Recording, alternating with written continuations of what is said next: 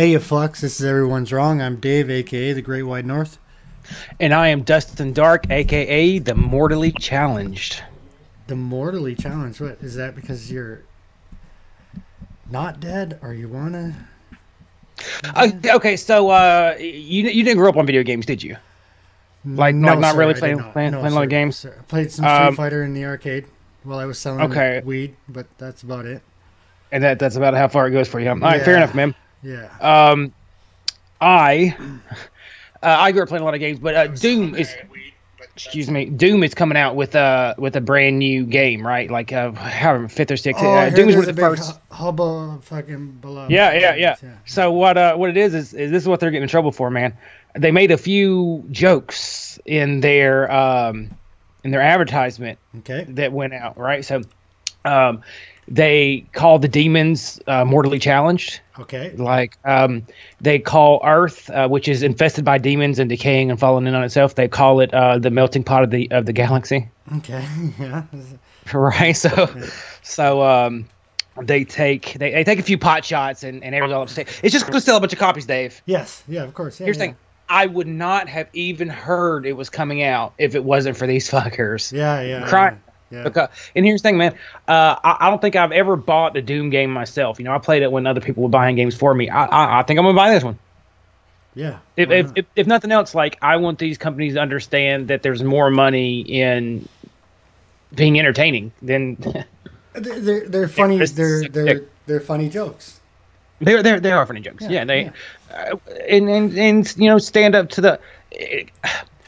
They took over, so now the counterculture is against them, you know, and the counterculture is always cool, you know, whatever it is, and Yeah. we've got to the point where like the kind of punk idea, the like dyed hair and tattoos, that's become so normal, you know, Yes. Yes. and so that the counterculture is going back to you know what it was in the 60s and 70s, this more conservative, but the attack on humor, man, like yeah, fuck those guys.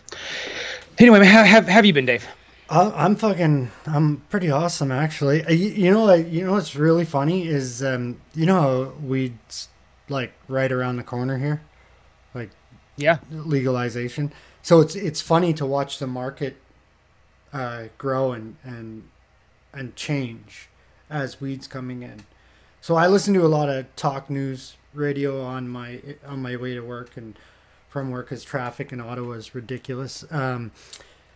And there's the stock market broker that's always advertising on there. He's got this 9 point fucking system for energy oil because oil was the major stock, obviously, to buy in Canada and to get into. Well, now he switched to marijuana. So he's got this 9 point marijuana stocks and bonds that you can buy, and it's not just like his system is like we're not just going to invest in the growers, we're going to invest in the medical equipment, the privatized stores, and so it's pretty interesting to watch. And prior to this, like the liberal government that got fucking smashed and beaten into not even being a registered party in Ontario anymore, who was in power for 15 years. Now they don't even have 8 seats to make up a fucking legit party. They were going to make it public. So they were going to build weed stores, and their plan was terrible. Like, I think the first year they were only going to build 150 stores for 13 million people. Well, people are still just going to get it from their weed dealer, especially like if you live up north, like what the fuck? Where's my store? You know what I mean? So, anyways, the new premier Doug Ford, he's kicking it off to the private sector. I don't know exactly how that's going to look, but because he got into the game so late, we're not actually going to get our brick and mortar weed stores until April 1st, but we'll be able to buy it online as of October 17th in Ontario. But I mean, I live right beside Gatineau. Like Gatineau and Ottawa are twin cities basically. So Quebec will have their stores up and going because they didn't get a change in government. But I really like the way Saskatchewan did it. So our friend Brandon, we had this conversation with him on our old show about big business and government sidestepping the small entrepreneur from getting into marijuana, right? Right. Right. So They have the what? capital and infrastructure. Yeah. Yeah. So what they did in Saskatchewan was They said anybody can apply for a license, as long as you don't have a criminal record and you fit the category for not being a drug dealer in your past or violent crimes. Anybody can apply for a license. Once everybody's applied for a license, it's going to be a lottery. A 23-year-old won the lottery and was one of the people that is now going to have a brick and mortar marijuana store. A 23-year-old. That's the way to do it. That's the fucking way to do it, man. No, it's like legit. That's the way to do it.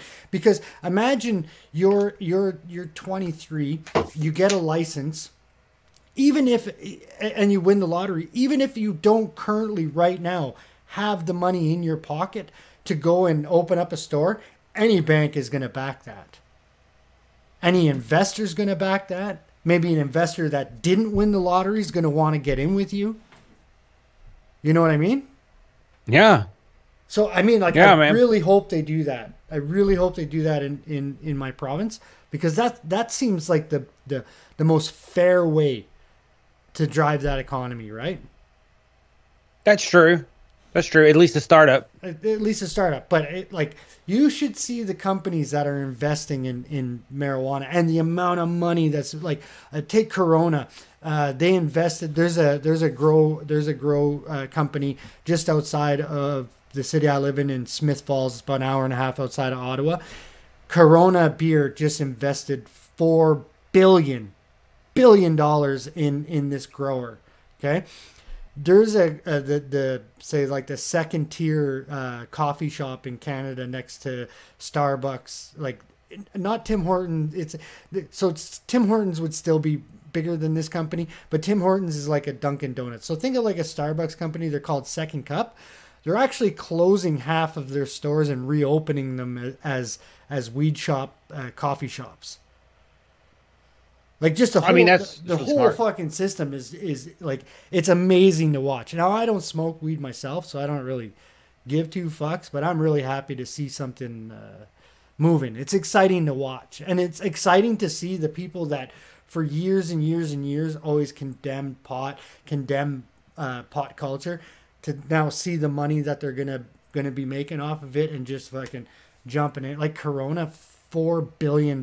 Think about that. And Smith Falls, they lost a lot of their industry. So like they had a bunch of plants and stuff, but because it's a smaller city, they lost a lot of their industry.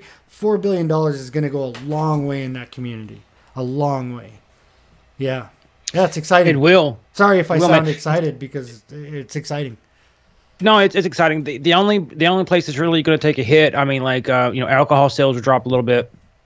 Pharmaceutical antidepressant sales will drop a little bit, but a lot of like selling weed is one of the few ways that if you're pretty poor, you can take some sort of control over your finances. Where there's not some gatekeeper, right? But between you and making a buck. Mm-hmm. And that's one of the few ways. So those guys are going to suffer a little bit, but everyone else is going to come out ahead. The only way that I would say would be better than this lottery thing is like not putting a number on it. I'm just saying, like, if you don't have a criminal record, you can do it. And even if you own a corner store, you can sell weed in a corner store. Like have a weed section. That would be the only other way that, like, for me personally, the way that I would, like, if I was the government. I would like, if I was the federal government and I was bringing weed in, because I've sold drugs in the past, I would think like a drug dealer. I would grow it. I would the federal government themselves, I would grow it myself, and I would sell it to the provinces and tax the province, and then at the point of sale have provincial and federal tax, so that the government is getting the profit from the federal government is getting the profit from the growing, and then it's getting two taxes on top of that. But that's too, like, everybody would be screaming like it's too, like, the government shouldn't be in the business of selling drugs, and it sounds kind of communist, the government owning a business, but that's how a drug dealer thinks, right? Maximize profit off of your product. That's how I would do it. That's how I would do it. but I'm not them. Well, if I was Canada, what I would, and I haven't thought about this a lot, but what I'd probably do is anyone that already sells alcohol, has an alcohol license. Yes. What I'd probably do is give them the option up front. Would you like to add, a marijuana license to your store? Yes.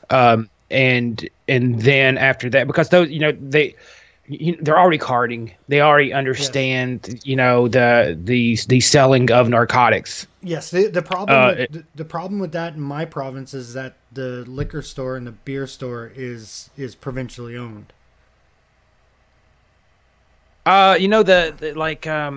Liquor stores are owned by the state here. They're Alabama Beverage Control Board runs them. Yeah. But there's also package stores. Okay, we don't have. They would call them.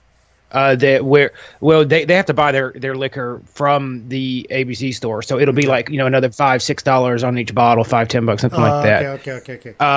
But they'll be open all night and such, So if it's a Sunday or if it's after 9 p.m., that's where you have to go. Okay.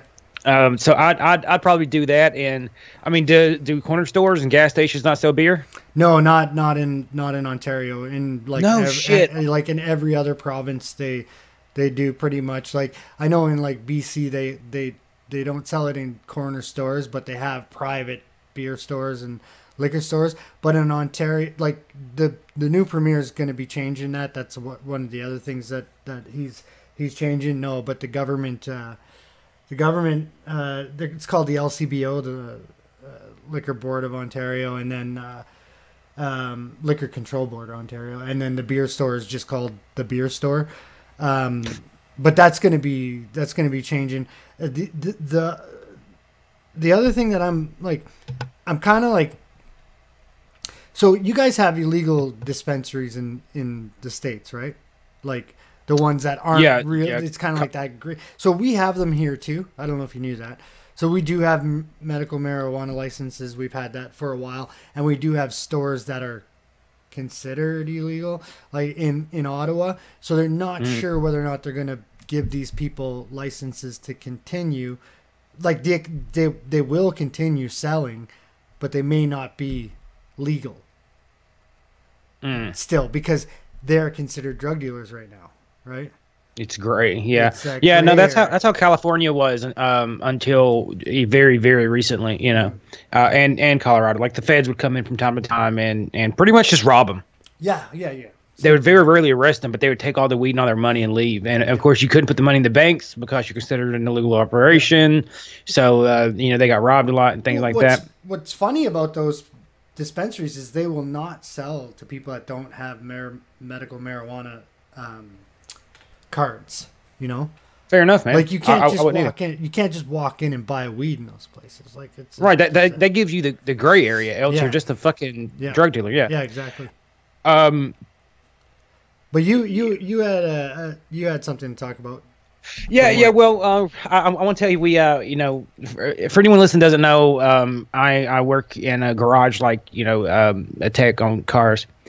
We just hired a new guy, and he's driving in like a 45-minute drive. Lives a good way of ways, man. We don't make that much money too. I would have hired him just based off where he lives. But anyway, this new mechanic that's coming in slings a rod, Dave, on the way to work. Mm-hmm. You want this guy working on your car? No.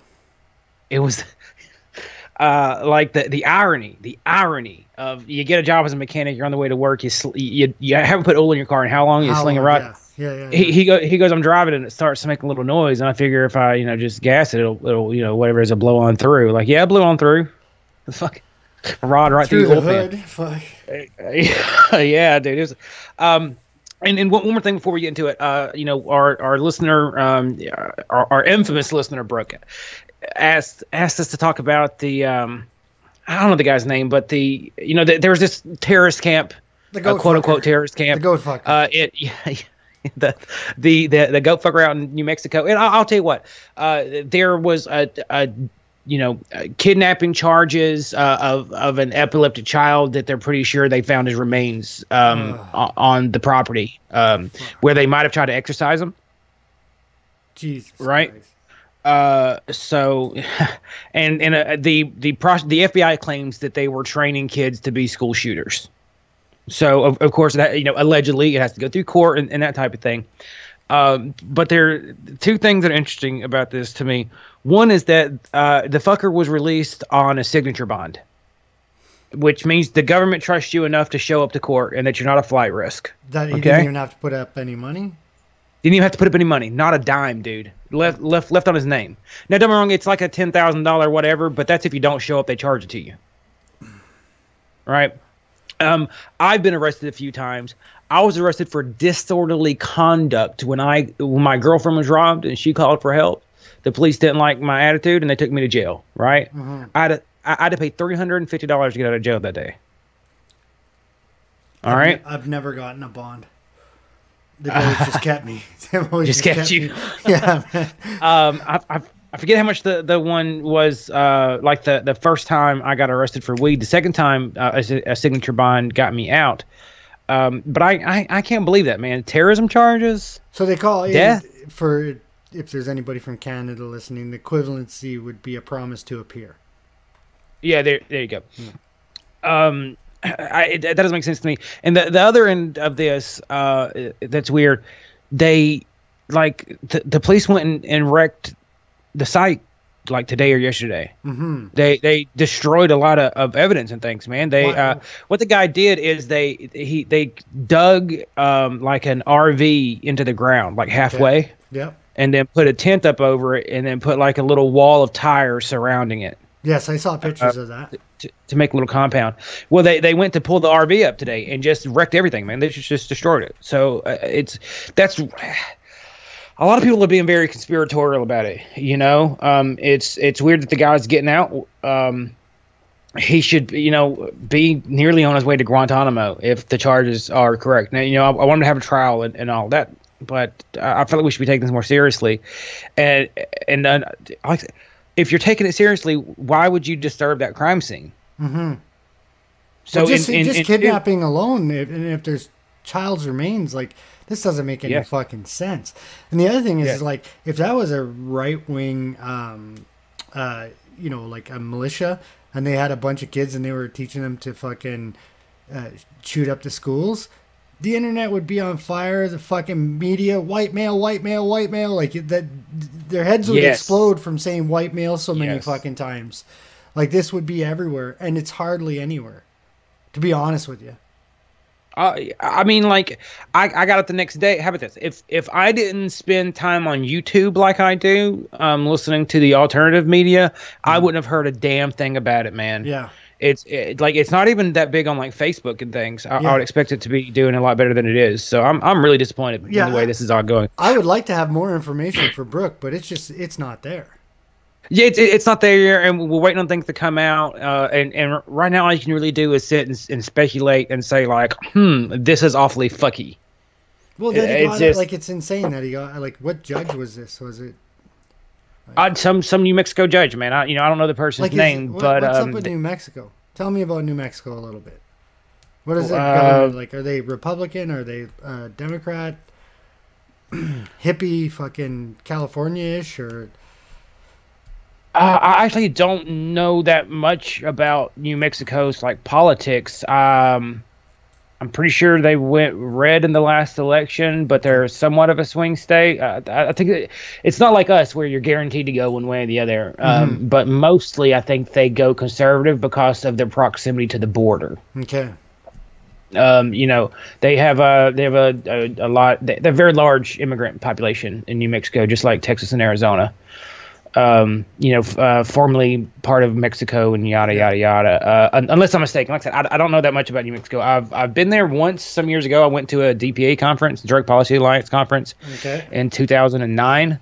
I went to Albuquerque, but that's it, man. Yeah, all the streets are named in Spanish. I can tell you that. It was not easy to find my way around. But that's about it. That's like man. Me going to Quebec. Yeah, everything's in French. Everything's in French. Yeah. I'm looking for Foo Street. Yeah. Can I find Foo Street? Can you? Yeah. Avenue, fuckers. No, but seriously, I So I read the original article when Mhm. this was first, and I thought, oh, this fucker's done. He's going away. Oh man, I literally thought he would end up like in Guantanamo or just forgotten under some fucking jail cell, man. It's that doesn't make it makes zero sense to me what's going on. So maybe we just don't have all the information. You know, maybe the prosecution has a really weak case. How could they have a weak case though? Didn't they find him and the kids? They found him and the kids, and they were starving, and they had guns, and there's a dead body on the site. Yeah. I don't know how you can get away saying that it's not a big deal or there's some sort of misunderstanding here. And how is here. this person not a danger to the citizens of the United States of America? Right. How are they not a danger to themselves and others? Yes. Right. Yes. Yeah, 1,000% I agree with you there, Dave. Like these kids are going to have to be, what do they call it? Deprogrammed. Right? Yeah. Because they've been, and they probably have Stockholm syndrome. Yeah. Because they're young enough that it would be easy, especially, well, they're probably malnourished because that's a easy way to brainwash people is to get their brains not working properly. So you keep them awake and you keep them malnourished, and they're more susceptible to being brainwashed or, picking up extreme ideologies. It's a technique that cults use. So they're gonna have to deal with that, and him, like, they let him out to who and where? These fucking I don't questions, know, man. These questions need damn answers. Brooke wants to know. I know. Dustin. What is he doing? Putting on his like. I want to know, man. Like, what do they do? Put an ankle bracelet on him and send him back to his RV halfway buried in the ground? No way, they wrecked it. Yeah. So, Isn't his dad a hate preacher in some mosque in New York? His dad is a very famous imam that has been, I believe he's given speeches at DNC meetings and shit, man. So, shocker. But there's connections between him and the Democratic Party in the past few years. So at the same time that happened, on the same day that was released, here in my city in Ottawa, the largest mosque lost its tax exemption for charity and for the church for hate speech and for not using, because I don't know how it works in the US, but if you, on top of, like, in order to keep your tax exemption, because it's different, they get property tax exemption and they get charity tax exemption. In order to keep those exemptions, you actually have to do charitable work. And this place wasn't doing charitable work. And you have to prove it. Like, Revenue Canada does look at the books and will make you prove it. So hate preaching and not doing charitable works will get you fucking dusted here. And it's a big mosque. It's right beside where Rain goes for his behavioral therapy. Oh, shit, man. Like, right beside it. I'll take a picture of it next time I'm there and send it to you. Man, I don't even know if there's a mosque in my state. Like, I assume there is. Well, there must have, like, is there a city in your state with 1 million people? I assume, Birmingham, so then there's Bessemer. Then there's a mosque. Okay. I would assume. I mean, we don't have that much more of a Muslim population than you. We're at 2%. You're at 1%. I'm gonna Google Alabama mosque. You fucking look like a jihadi. For all we know, you're a fucking Muslim. I've been called that many times. Holy shit! Islamic Center of Tuscaloosa. And you know what? It was the Ottawa Islamic Center that got fucking nailed. Why is it locked? Travelers need to stop and pray. We're live. Fuck it, I'll say it. Keep driving. No, man, it's a mile away. It's right by the stadium. But if you're ever in the need to buy a goat, you know exactly where to go. Or explosives. They're it'll be a bit worn out. The goat will be a bit worn out, but you may be able to get it on the cheap. Look, man. I could probably convince him that I'm one of them too. I got some beard, man. Just walk in there, shamalam a ding dong or whatever the fuck they say, and you'll get right in. That's exactly what I'm going to do. I'm going to walk in and I'm going to say shamalama ding dong, Yeah. right? Yeah. And then I'm going to say Muhammad, penis be upon Muhammad. him, has sent me. Yeah. Yeah. Durka Durka Jihad Durka. We're gonna Durka get Durka fucking. Jihad. This is gonna get pulled. Yeah. No, I'm going to watch this. And then we'll go, so where's the goats, guys? Yeah, where's the Get goats? on it, man. I brought my KY. Fuck. Huh? Shit, though. We're talking to each other. What? They'll present you with a fucking garbage bag. Hey, Mike, man, who knows? No, it's the goats. I want the goats, not the women. Oh, I missed that. I didn't get the joke quite at first. That's why I was like. That's why I had to beat it into your fucking head. That's great. That's so great. You don't garbage. How about an umbrella? Would you like an umbrella? Yeah. Like a folded beach umbrella. Exactly. Yeah, that's what it looked like. All right. What is it? Nigel Farage just got in trouble in England for saying they look like letterboxes, like public mailboxes. Where you just send shit out. They kind of do, though. Yeah. Well, there's that great meme that was like, thought I was talking to some Muslim women, and I realized it was just a patio furniture set. Yeah.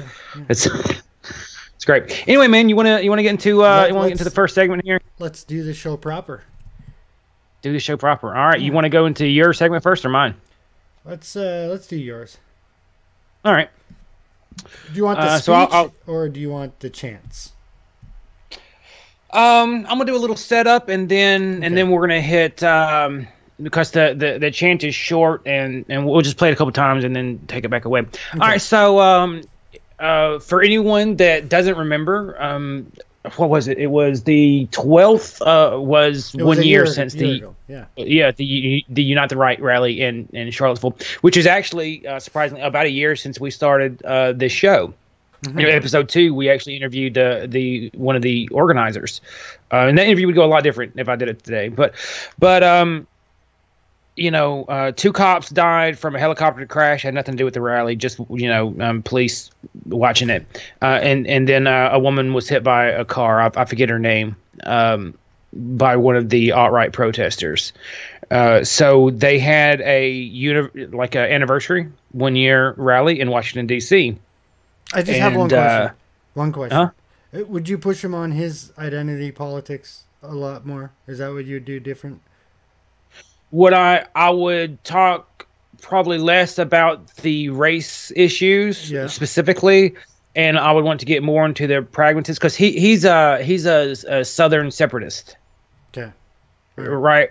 So instead of because I've become more aware of let's say demographic differences. Okay. And I'm not gonna, who cares how much of it is biological and how much of it is cultural or whatever, nature versus nurture. That's an old argument. I'm not a scientist, right? Mm-hmm. So I would probably not be so interested in that, and I would probably be more like, okay, so there are some slight differences between some demographics. You can call them races, you can call them ethnicities.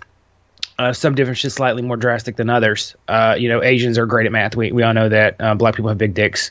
White people organize well. Mm-hmm.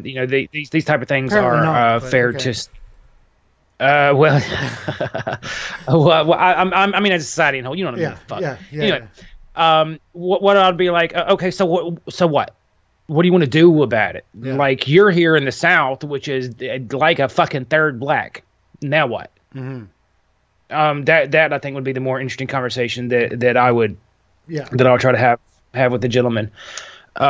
For me, it's the ironic nature of them playing identity politics and complaining about identity politics at the same time. Do you know what I mean? Say that again. So for me, the ironic thing about these right-wing guys like the alt-right and some of the race realists and stuff is that they actually play identity politics from the right. Oh, that's literally the whole point. So their argument is that but they ironically do it. Do they ironic? No, they're not being ironic. No, but okay, sorry. They don't ironically do it. It's ironic that they do it because they complain about identity politics from the left. I actually disagree with that. Okay. So people like me and you would complain about, Sargon. Styx here might complain a little bit. We'll be playing one of his videos here in a little bit. They would complain. Is Richard Spencer complaining about black identity politics? No. Jared Taylor? No. No, they're not. They actually see it as fair game. The way they say it is, we would love to play the individual game. Yeah. But if we're the only people doing it, it puts us at a severe disadvantage, right? If everyone else is protecting their race and their culture and working together in institutions, like the Black Caucus and so forth, if white people don't do it, then they leave themselves at a permanent advantage, particularly if they don't do it anywhere. And there really are no white people organizing themselves around a racial identity like everyone else is. Well, shit, sign me up, man. You've convinced me. I've convinced you. Okay, go ahead. Go ahead. With that topic. You know what, man? Let's instead of starting with the counter protesters, let's see. The speech? I haven't even listened to the guy's speech. Yeah, the Unite the Right speech. I haven't even listened to the guy's speech. It's like 12, 15 minutes. Okay. Full screen it there. Yeah. And I got to start it from the beginning there. Sorry, guys. I'm running the show because apparently Canada has better internet than Alabama, but I am technically inept, so you'll have to deal with that. Damn near a boomer. Yeah. Yeah. I'm not that old, you fuck. You have the sound muted, by the way. On this, okay. See? Fucking son of a bitch. Damn Alabama. Oh, it's still muted. On mute. Yep. There we go. Okay. Ready? Pull it up. It's going to be real quiet. Okay. So professional. Yeah, there you go. Pull it all the way over. I moved the whole fucking thing when I did that, though. I see. There we go. Okay. All right, there we go. Should I recenter it? Nah, dude, just bam! Play, man. Let's see what the fuck has to say. Speech rights and by proxy the free speech rights of all Americans. Yeah. This has been a very weird and imperfect process, and I think hopefully we'll do more demonstrations in the DC area in the future and learn how to work together better. But the main thing I doubt it, buddy. So far, I'm not aware of anybody being hurt. Everybody's safe. That was my number one priority. My second priority was to uphold free speech because I think a very dangerous precedent was set last year for a number of different reasons. On both sides, I'll agree with that. To allow the tactics of Antifa using violence to shut down the speech of people they disagree with to work. And that's one of the reasons we don't have more people. There were a lot of people who were at last year's rally who are very scared this year. They felt like last year they came to express their point of view. Aww. They were attacked, and when they fought back, they were overly prosecuted. And the Charlottesville government refused to prosecute the Antifa side of the violence.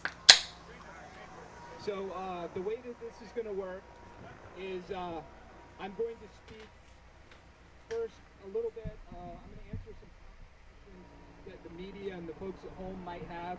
Then I'm going to talk a little bit about the civil rights abuse. If you can't turn it up, Dave, turn it up. I can't. It's okay. It's all the way.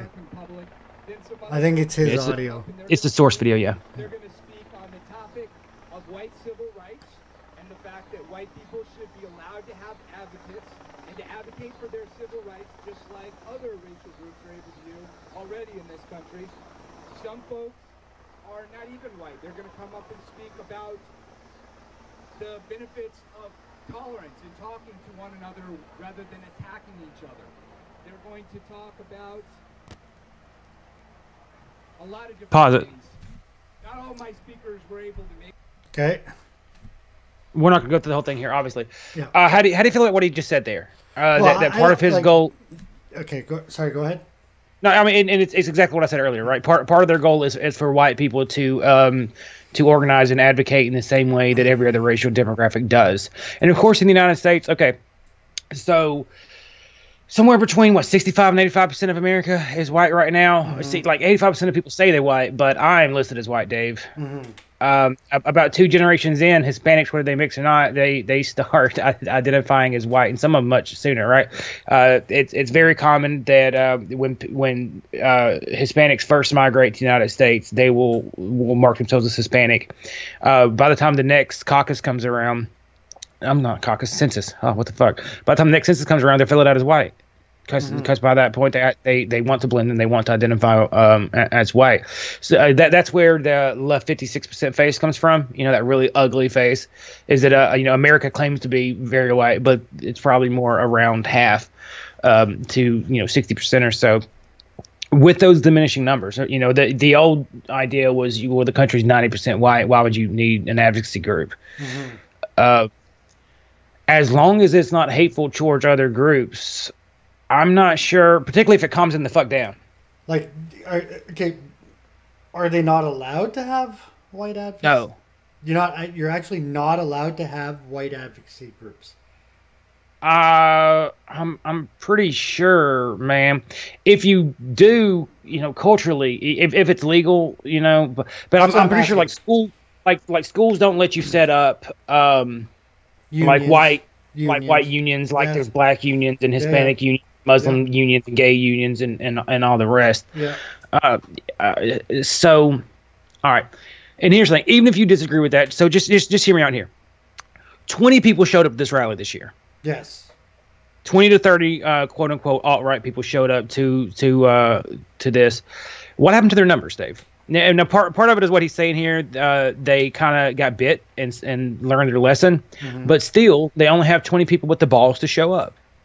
And my theory, what I think happened, is exactly what I said we should do. Is what happened is we stole the win from themselves.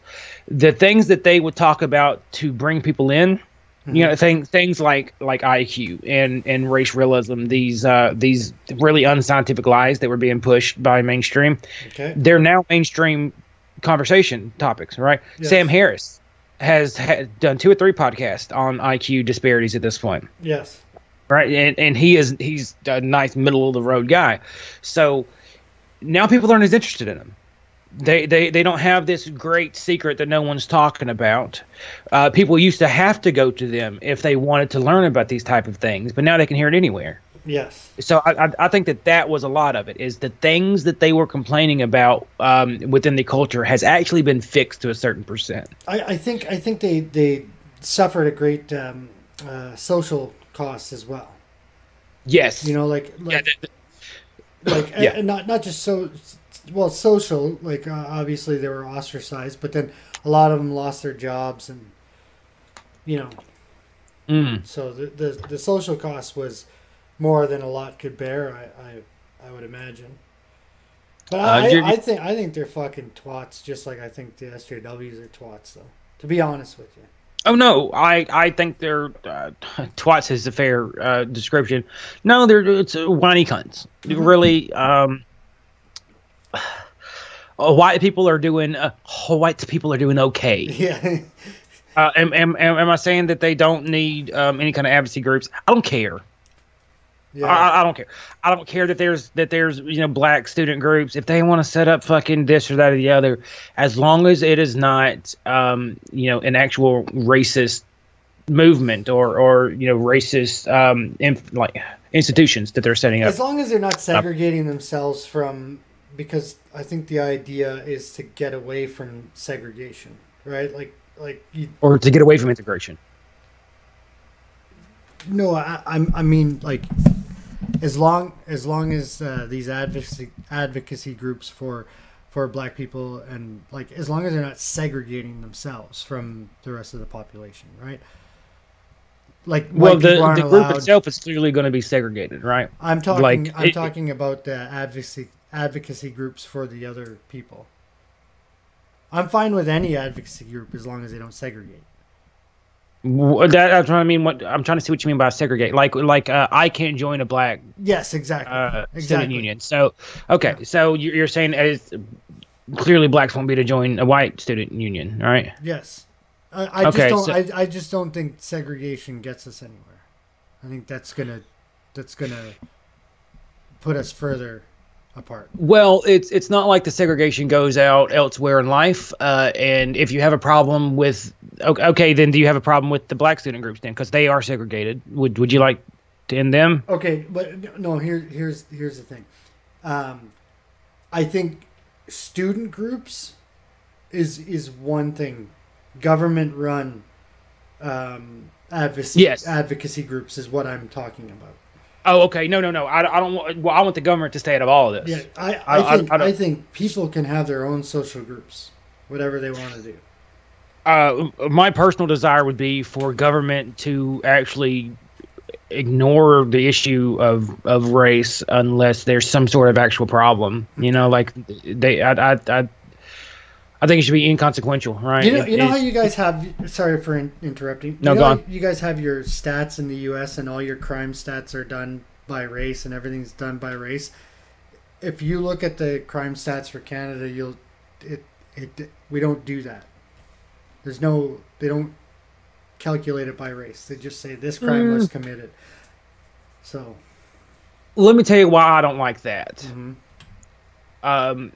Without that information, it would be pretty damn well impossible to debunk like Black Lives Matter type of rhetoric, where we're being disproportionately shot. Well, you're committing disproportionate crimes, so that may have something to do with it, and we wouldn't know that if that information wasn't kept up with. Sure. And it actually causes a lot of paranoia. A lot of European countries are like you guys. Yeah. You guys are much more European than we are, obviously. Yes. With your queen being in the UK right now. Sure. It makes their people paranoid. Why aren't you keeping track of these things? Why you're letting in these demographic groups, and then we don't get to find out what they're doing once they get here? I guess because they just want to. I guess Canadian is Canadian, right? So I think like they track it by male and female. Mm-hmm. By gender, but they don't do it by. But they do. So like you can get the information though, the government doesn't track it, but you can get it from third-party sources. Oh, okay. As long as the information is out there, but that's what matters to me. You can get the information. I get it from the FBI, here, but I see what you're saying. All right, well, let's watch this a little bit more. And I want to say real quick before we get into this. Yes, I know that what we're watching right now is their public presentable face, right? This is basically propaganda for their movement, but we're going to compare it to what is essentially propaganda from the other side. So I just want to say, I think it's a fair comparison to see this isn't what does each side think. This is what is each side willing to put out into the public, and there's a stark difference. Let's get back to this guy. Okay, they should have got somebody with a sense of humor, but okay. Yeah, which is Jason Kessler, by the way. Yeah. Okay. Here today, unfortunately. Let me just tell you guys a little bit about the day I've had, which was kind of crazy. First of all, I had people attacking me left, right, and center. And we had a guy who was going to clearly not physically. Bus for us, and we didn't know who that guy was evidently because we showed up and he wasn't there. There were a lot of sketchy characters there, so we ended up getting to the train station a little bit early. And we weren't told by law enforcement previously that as soon as I arrived, we had to go. So I apologize if people got left behind. We were supposed to have the train station open from 2 to 3. Okay, come on. People may have traveled. Yeah, skip ahead a little bit. And got left behind. There you go. That is going on in the United States. There we are. People are being guilted for slavery and war and all these things that every racial group on the planet has engaged in, but they're saying tear down Robert E. Lee and tear down Thomas Jefferson. They're not saying tear down the Great Wall of China, which was built with slave labor. They're not saying tear down the Mayan and Aztecan pyramids, which were built with slave labor. It's only white people, and it's only our countries which have to be flooded with too many people to the point where the host populations don't exist anymore. I'm not a white nationalist. I've never claimed to be a white nationalist, okay? But I'm okay with sharing this country with people from around the world. But if you bring in too many people at once, it's not the same country anymore. And that's what they're doing, and that's why a lot of white people feel aggrieved, because they feel like the country that they're waking up in 2018 is a very, very different country than the one they woke up in 1960, 1970, 1980. And so I think, therefore, the face of... Okay. No matter what, we would not have the same country we had in the 50s, 60s, 70s, and 80s. Right? It doesn't matter if our 1965 immigration policy never happened, and we still only let in white men of upstanding character. Right? If that was still our policy, we would not be like we were in the 50s, 60s, and 70s. Would we be what we are now? Probably not. You know, there would be far less Mexican restaurants, and there would probably be some areas that are in better shape. You know, immigration does, particularly illegal immigration, unvetted illegal immigration, does take a toll on particularly the host towns that they end up in. They tend to be very violent. Like there's an AIDS epidemic on the border too. If you didn't know that, Dave. No, I didn't know that. There's a large amount of AIDS. Like percentage wise, the problem that we're seeing is maybe not necessarily the violence, because the problem that we're seeing is garbage.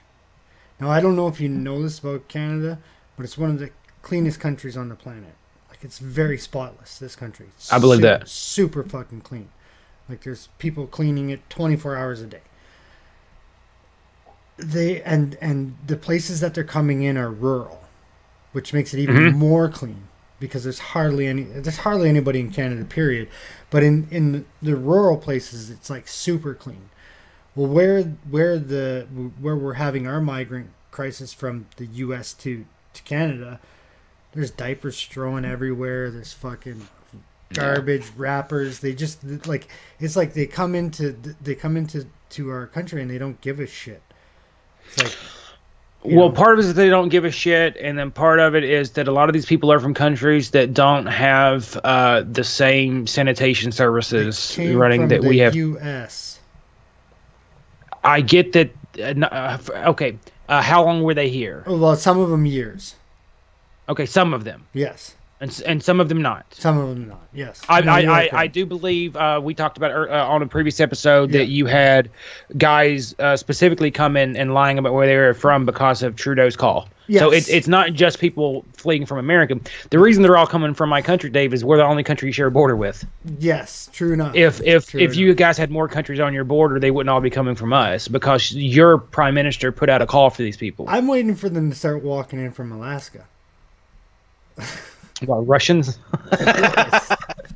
Yes. No, that's still them coming from America. The thing that they're doing now is because I guess it's easier to get a visa, like even just a travel visa. It's a lot easier to get a travel visa to the U.S. Okay, I'm going to throw this out there. For people that don't know, and for like people that buy into this whole fucking Justin Trudeau's in office, so it's like fucking super easy, blah, blah, blah. It's actually pretty hard to get into Canada. It's even harder to immigrate. Most countries, you need a travel visa. The travel visa to the U.S. is easier to get than it is into Canada. So we're having a big problem with Africans getting a travel visa to the U.S., traveling to the U.S., and then crossing into Canada. That's the issue right now. Last year was Mexicans pretending to be Syrians. Yeah, that's what I was just thinking about. And the year before that, it was Syrians and people from the Sudan, like from the actual war zones. So at first we had the stream of the actual war zone places, and the year before that, what year? Okay, so 2016 was the year that we just got a mismatch because they're like Trump, and they all just fucking ran for the border, right? So yes. So and that's also when Trudeau made his call. So we were pushing, you guys are pulling. Yes. Well, one man was pushing, one man was pulling. Okay. Yeah. Fair enough. Yeah. And the rest of us deal with the consequences of that's so true. Yeah. Yeah. But right? the one men that run our countries and represent the populations. Yes. But like they represent our government. They don't necessarily. He doesn't represent. I didn't vote for Justin Trudeau. So Right now, I I don't vote for Trump, Yeah. But we do have a representative government. Yeah, But yeah, sure. that's it was splitting hairs now. Yeah, yeah. I know what you mean. You know what I mean. Let's move Yes. Okay. on. You Yeah. press Let's. play? Yeah. You want to listen?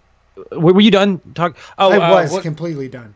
you know, I had one more thing. Didn't some of the Mexicans that were claiming to be Syrians come and speak in Spanish? Yeah. So Lauren Southern and what's Goldie? What's Goldie's first name?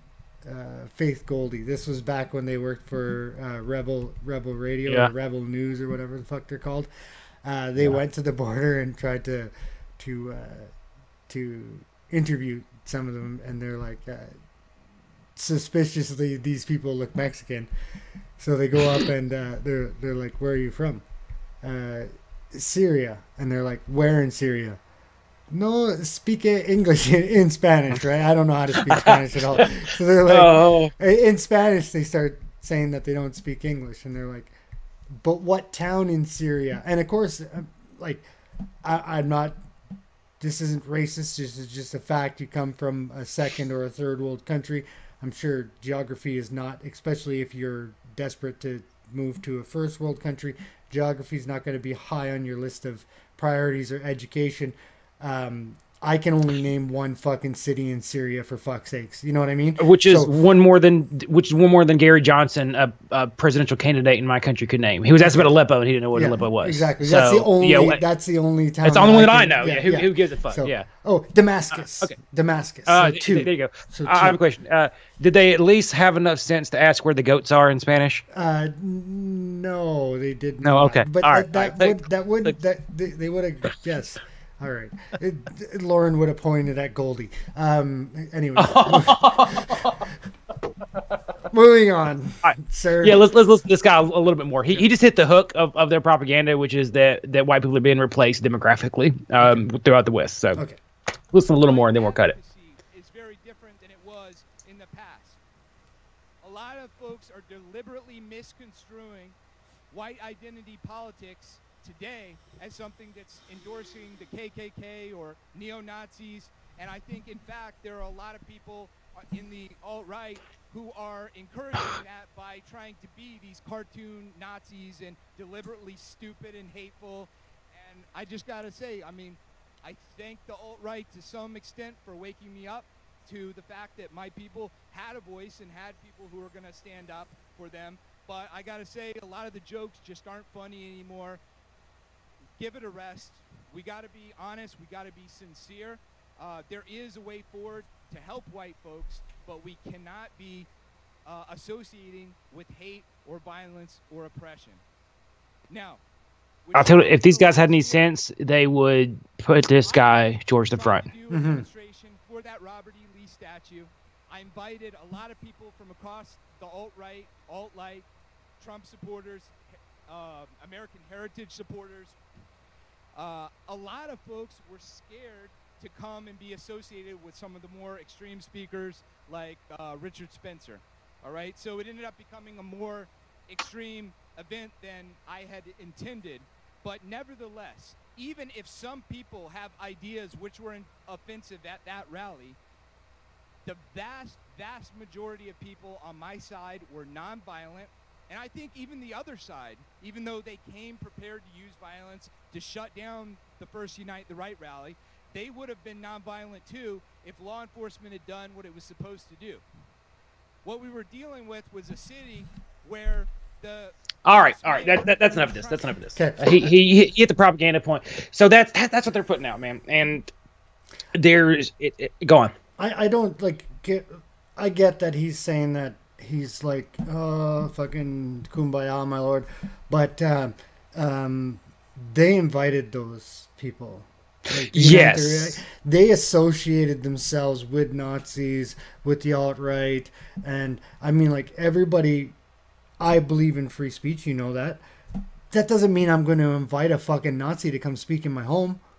Or Yes. to some fucking gathering. Like, I'm just, it's not like this is a bit like fucking picking a fight with a fucking big guy, him punching you out and then being like, oh, you know what I mean? Like, it's just, Yes. Well, the whole point, you know why it's called Unite the Right is their idea was that the neo-libs and the rising progressive movement were working in unison despite their differences, and that if the right wants to compete, they need to do the exact same thing. Okay, but so what he's saying now? Let me finish.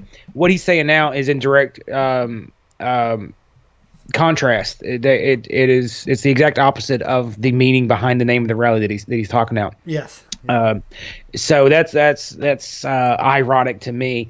But I think a lot of it they learn their lesson. But here's the thing: if you can't get but 20 or 30 guys to show up at an event, you don't really have a movement, do you? No, you don't. No. You have some jackasses hanging out online talking shit. I think they have an internet culture. That's for sure. Well, yeah, they have a significant internet culture, but so do incels. Sure. Which for anyone listening is people that can't get laid. So I'm done with this video, man. All right. So you want to go to Antifa Chance death? Chance. Yeah. The Unite the Right. It's not letting me get into pause. That's fine. Just let it play. Okay.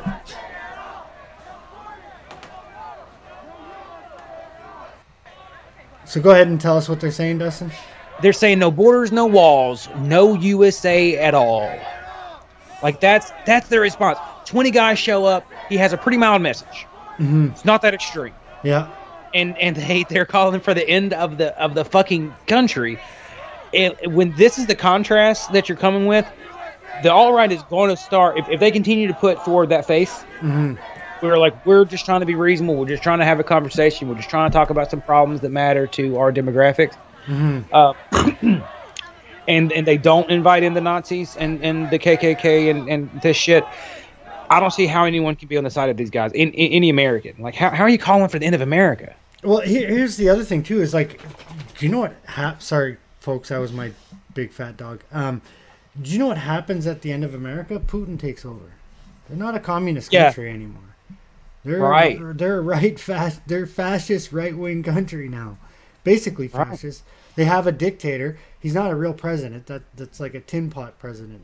They have elections, but they're corrupt, and they had a prime minister, but Putin decided to make himself president forever. So there's absolutely going to be a conflict if and when America dissolves, because there's too many resources here and there's too much power here, and the borders are going to be disputed. Okay, like Colorado is going to want a piece of California, it's and so forth and so forth and so forth. We already, like Alabama argues with Georgia all the time over water rights, and we go and we settle it in court. Well, when that court's gone, what do? Yeah, you get back to it. I don't even mean just inside of America. I mean, like, on the world stage. Yeah. They're right. As we kill each other, Russia becomes us. Yes, and China also. Yeah. China and Russia probably split the planet in half. China will become Canada, and Russia will become the United States. Sure, they'll just move right in.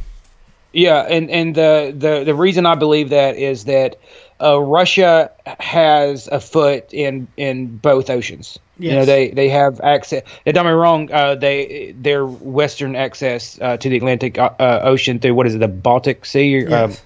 The Black Sea, something like that. Now, I'm not the best at geography, guys. I forget the name of it.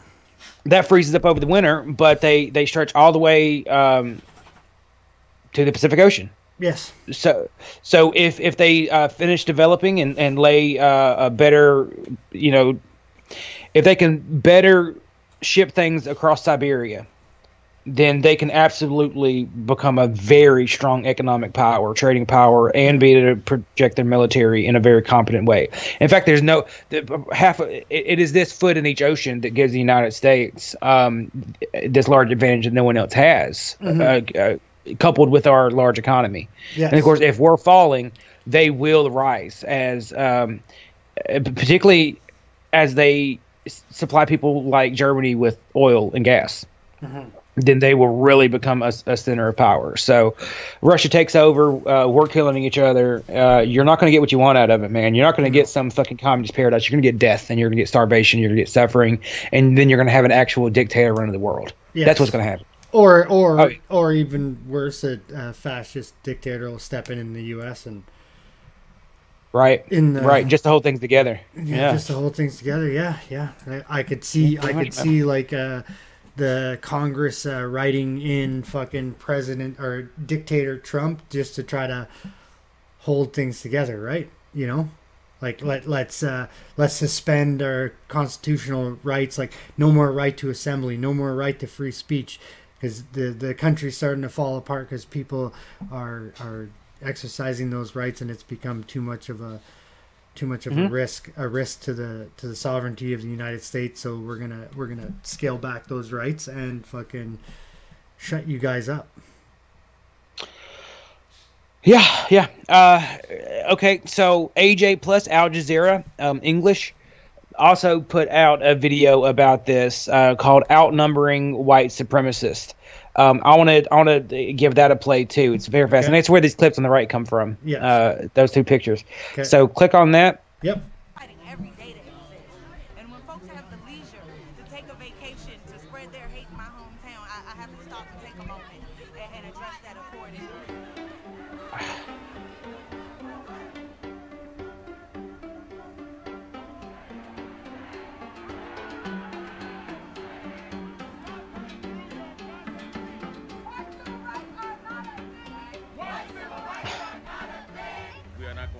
Pause it for me. Right click on it. Pause it. You go down to the source and do it there. Right click. Okay, on the eye? No. On the where it says outnumbering white nationalists. Oh, okay. Oh, right click. Oh yeah, okay, I get it. Pause it. Okay. And then bring it back about halfway to where it is. Okay, that's fine. Yeah. What they said there was white civil rights are not a thing. Yeah, that doesn't. Do you remember what that guy was just saying? Yeah.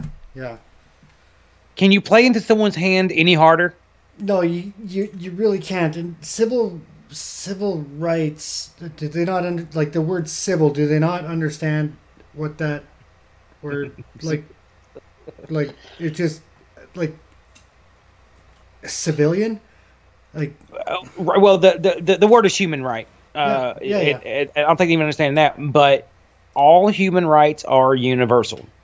Mm-hmm. What goes to one goes to all, right? Yeah. And civilian rights also works in this because those are the rights that are recognized by our government, and human rights exist outside of government dictation. So, fair enough. But is there any better way to tell people that they need to organize than to go out in the street and chant that you don't have rights? Your group that is not allowed to organize, you don't have rights. Yes.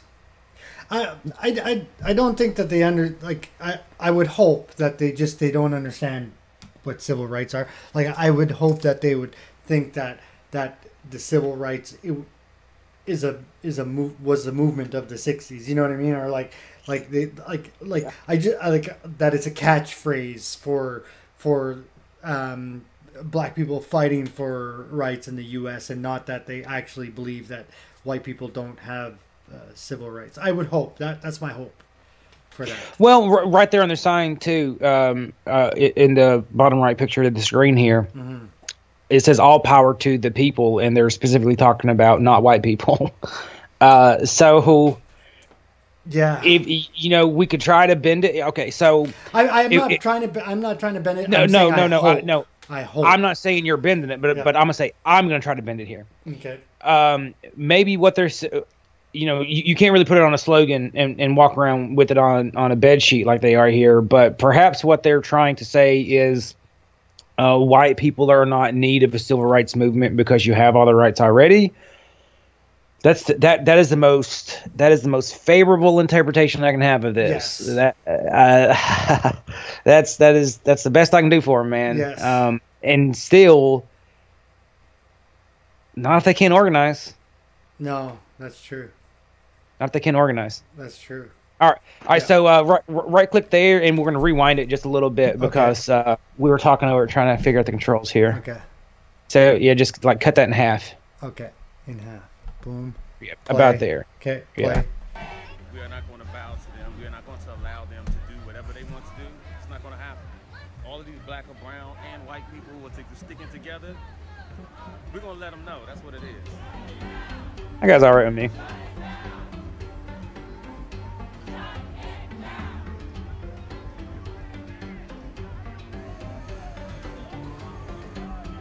There's a lot of love left. No matter how much hate is pushed towards us every day, no matter how we have to live in fear, no matter how hard it is to thrive and strive in our identities and exist, we still have some love left. And that's going to be what's going to save us.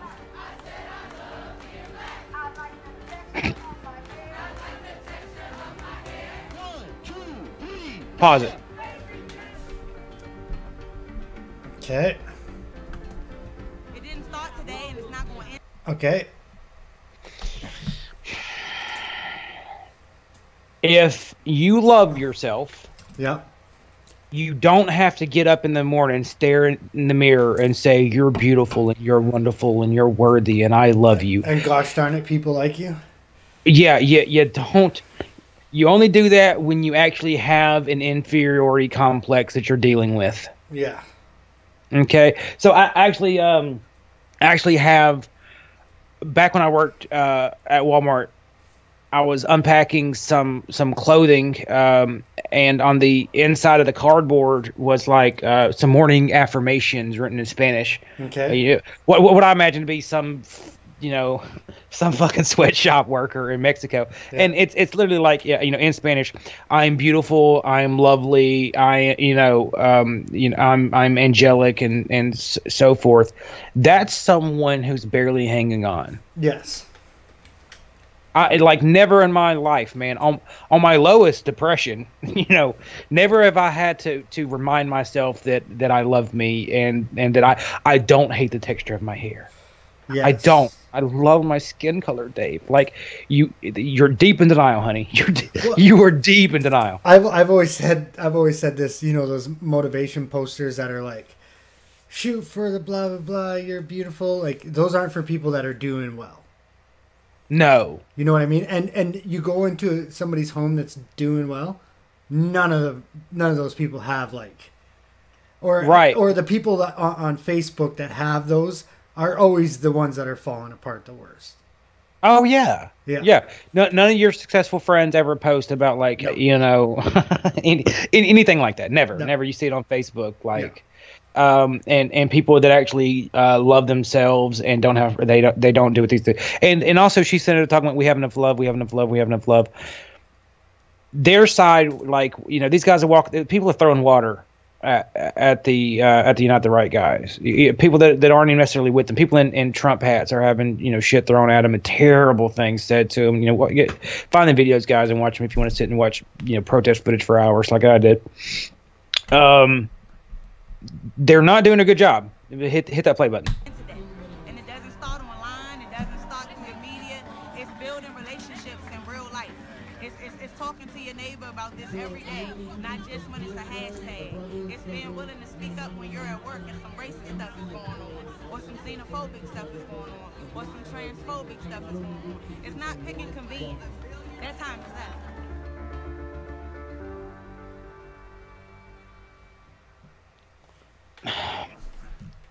And by the way, Al Jazeera Plus is Qatari funded, so they're funded by an Islamic government that has slaves. Yes. Okay, so I'd like to say real quick, fuck yourself, AJ. Like Al Jazeera, you can fuck yourself complaining about America and their civil rights when they invite in Indian workers and then they take their passports so they can't fucking leave, Dave.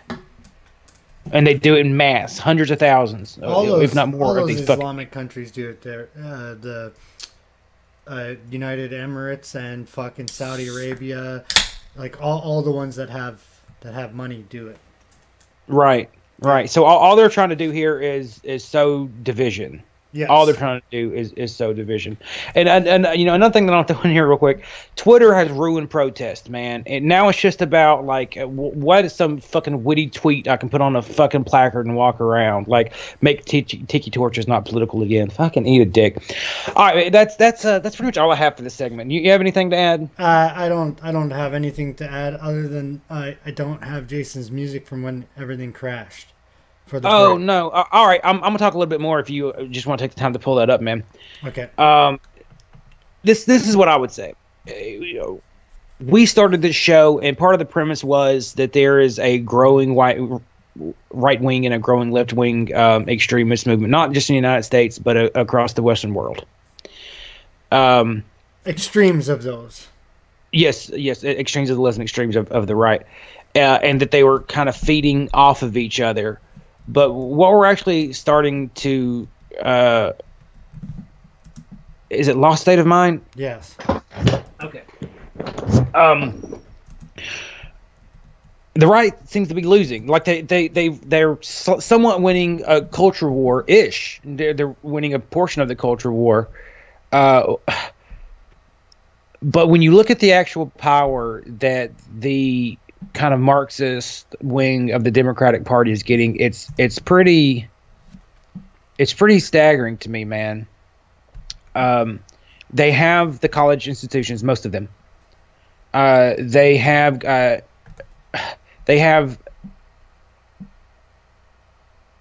big tech, Facebook, Twitter, Google. The modern form of communication is absolutely in their hands, And by the way, Gavis McGinnis has been kicked off of Twitter, and founder of the Proud Boys, which is basically like a modern day Elks Lounge. Mm-hmm. It's just a bunch of dudes hanging out, man. They don't go out and beat people up or no shit like that. They really fucking don't. They bar crawl and hang out.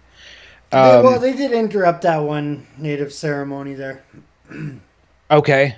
Yeah, some of them did. Fair enough. Yeah. All right. That was like 2 years ago, year and a half ago, and there hasn't maybe I don't know. There hasn't been anything since then. But, yeah, there hasn't been anything since, right? And it that's when they were like just they were really interrupted, and I just and it was a free speech thing, and like they have the right to ask what's going on, and it wasn't in a designated, it's not like they went to the reserve and were like, stop your fucking ceremony. You know what I mean? Right. Yeah. Right. No, absolutely. They were doing a ceremony, and then they questioned them. Okay, so they have the media platforms to censor. They have the educational systems to help control the culture as well. They also have most of the legacy in cable media is on the left wing and is catering to this growing progressive / Marxist movement within the left. They have a lot of power, man. All the right wing has is the government, and I get that that's significant, but that will change. Yeah.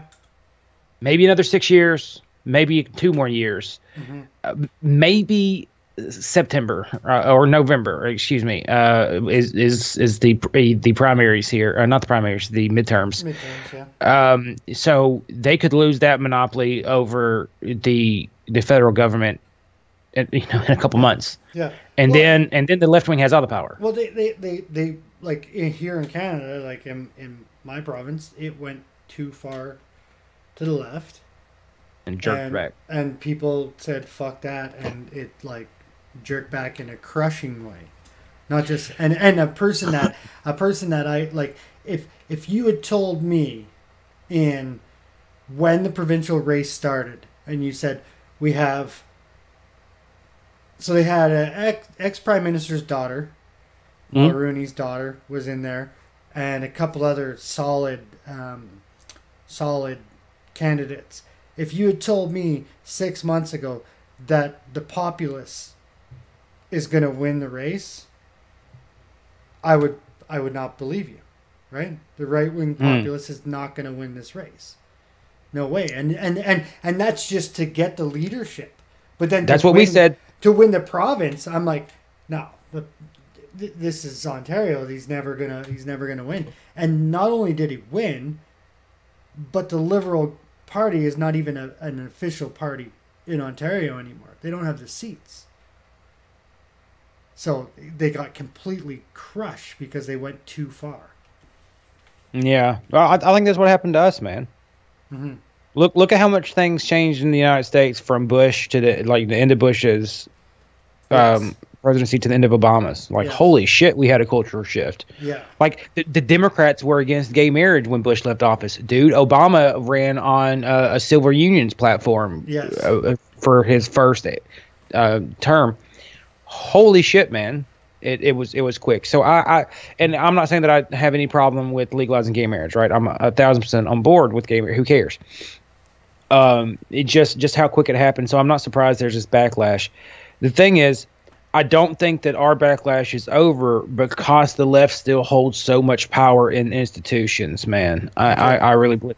Anyway, you want to start playing Some of Jason's start music? playing Yeah. some music, Yeah. man? Yeah. Do you want what's acoustic or do you want some? What do you want? you know what? Jason from A Lost State of Mind just put out a peyote named Dog. Okay. I love that. Okay. So yeah, let's put that on and we'll be back here in just a little while. All right. And then we're gonna talk about the trade issues with Canada. We're going to talk about Dixon Hummer. All right, man. We will be right back.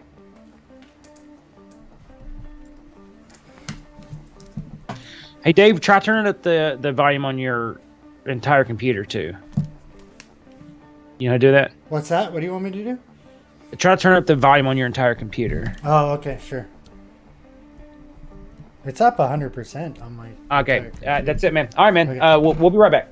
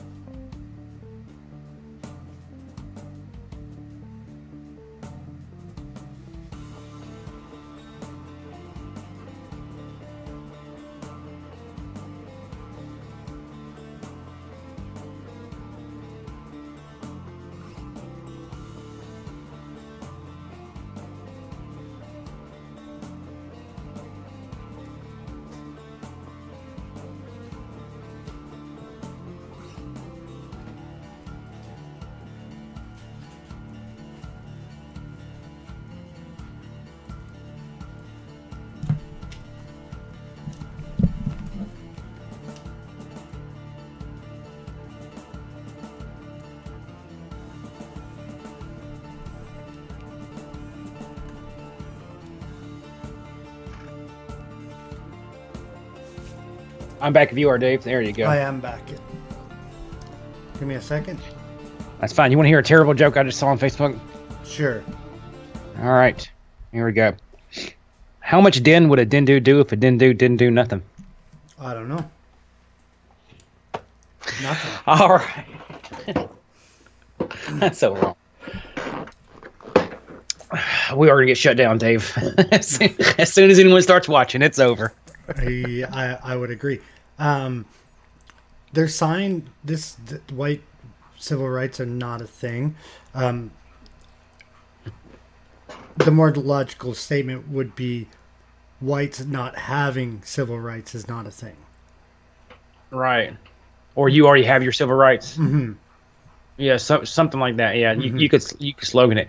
No, they're trying to be provocative. Let's be honest. They're trying to be provocative, and they said exactly what they meant to say. Yes. They said exactly what they meant to say. Yeah. We're being too kind, Dave. No, your video's at the very top. There You called it right Dicks and there. Hummers. Yeah. Okay. So for anyone that doesn't know who StyxhexenHammer is, he is he has been doing commentary on the internet since pretty much the modern social media platforms have been around. Right. He's been on YouTube since I think 2006, 2007. Oh, really? Yeah. He has a very large subscriber count. He still gets a lot of them coming back for views. Puts out 34 videos every day, mostly political analysis. He also talks about like occult things and hauntings. Like he's written books about the occult. Kind of where pagan mixed Christianity, Sure. and that type of thing. So that's who he is. So I'm taking on a big fish, is what you're saying.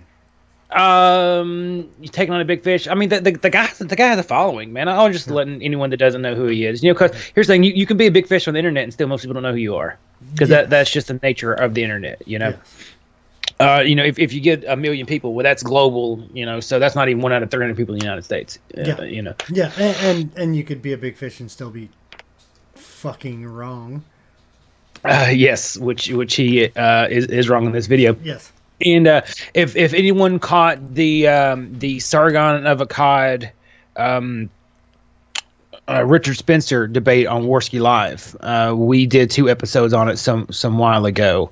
StyxhexenHammer was probably the most reasonable guy in that conversation. That's where I first heard of him, and that's when I started listening to him. And I actually have a fair amount of respect for the guy on a lot of what he says, but he just swung and missed on the trade deal here, man. Mm-hmm.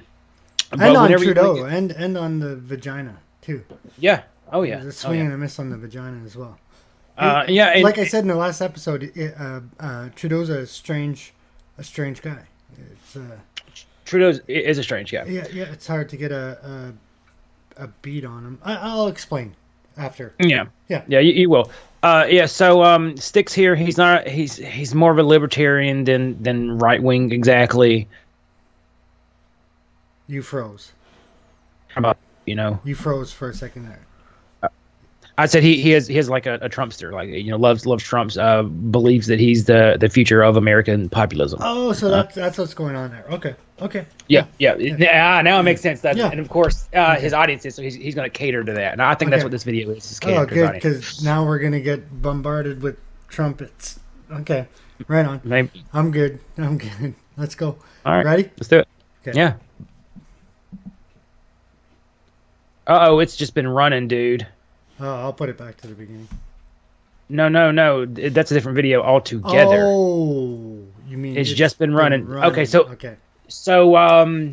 take out Dicks and Hummers, like remove source. Okay. Add source, HTML. You know what to do. Remove. Okay. And then add. Yeah. But I gotta open up Facebook again. Maybe you still have it saved, or no, you wouldn't. No, I wouldn't. So drop that ball, guys. Hey. Well, that's my ineptitude of technology, and my dog is making all kinds of noise over there. Sorry, guys. I apologize for that. I sent it to you again, so it should be at the bottom. Okay, Humphrey, go lay down. I'm gonna make him not. Is it in Hey Guys or is it in regular? It's where I sent it to you directly. Okay. You were looking at it. That's it right there. Okay.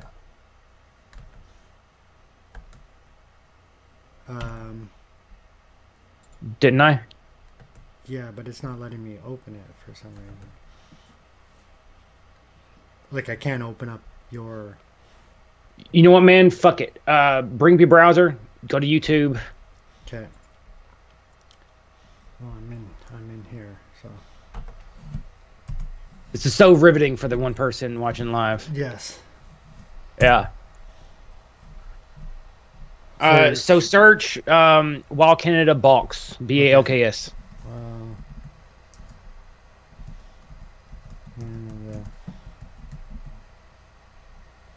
BOLKS?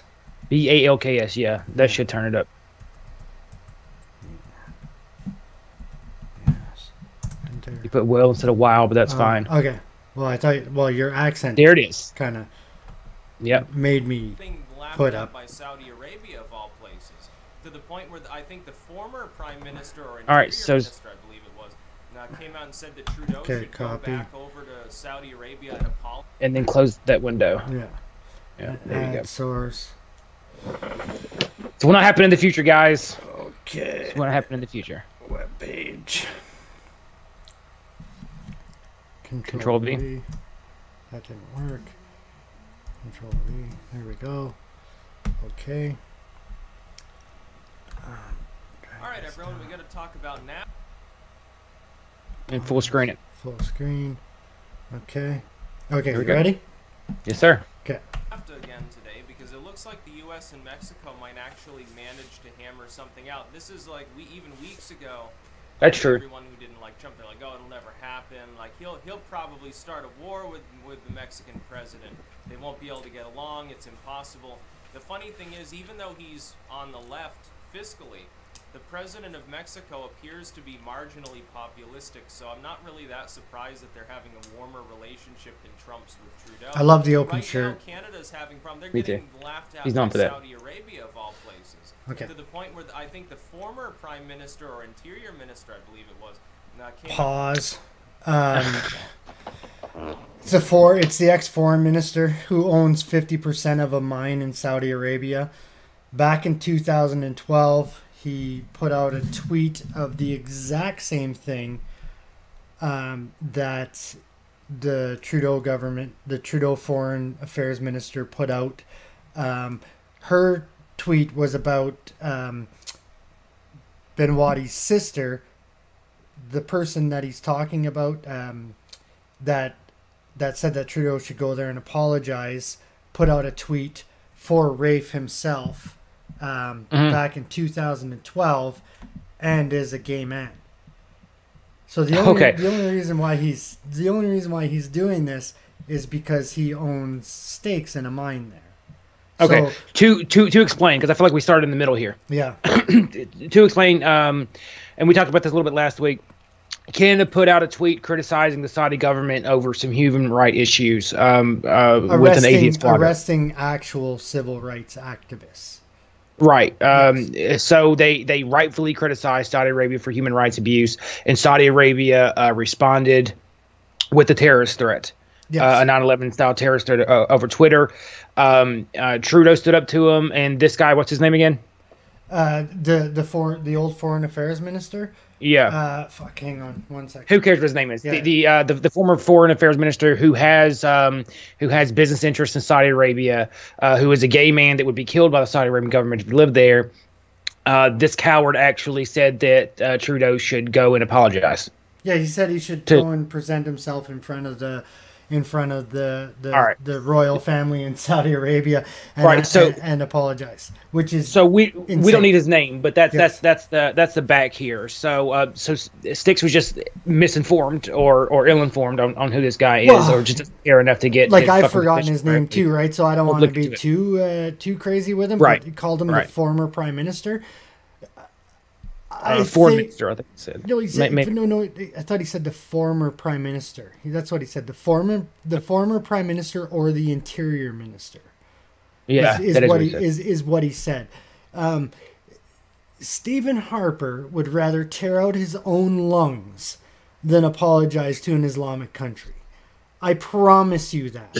So would I. I promise you that the Pentecostal Christian Stephen Harper would rather tear out his own lungs with a dull knife. Yeah. By the way, look at his background there. That bit shoot in the bottom left corner. That's because he's one of the top creators on BitChute. Perfect. And in the top right corner, they send that to you when you get 100,000 YouTube subscribers. Okay, perfect. Okay. The tweet that he put out in 2012 said basically the exact same thing. Canada is very concerned over the flogging, actually, is what the term that he used, because Rafe was sentenced to 1,000 lashings. He received 50. So after he received the 50, the tweet was put out by the ex-Foreign Affairs Minister of Canada that Canada is very concerned about the flogging of Rafe. Blah, blah, blah. We call on Saudi Arabia to, act fucking like adults, basically. Fast forward to 2018, nobody likes Justin Trudeau, including myself. I'm not a Justin Trudeau guy at all. But when you don't like somebody so much that you go against your own ideologies and you align yourself with like him saying that Saudi Arabia is laughing at Canada and speaking negatively towards Canada and nicely towards Saudi Arabia. They are, I'm going to assume this Sticks and Hammers guy, you say he's a libertarian, they are his ideological enemies. Mm-hmm. Like Saudi Arabia is your ideological enemy.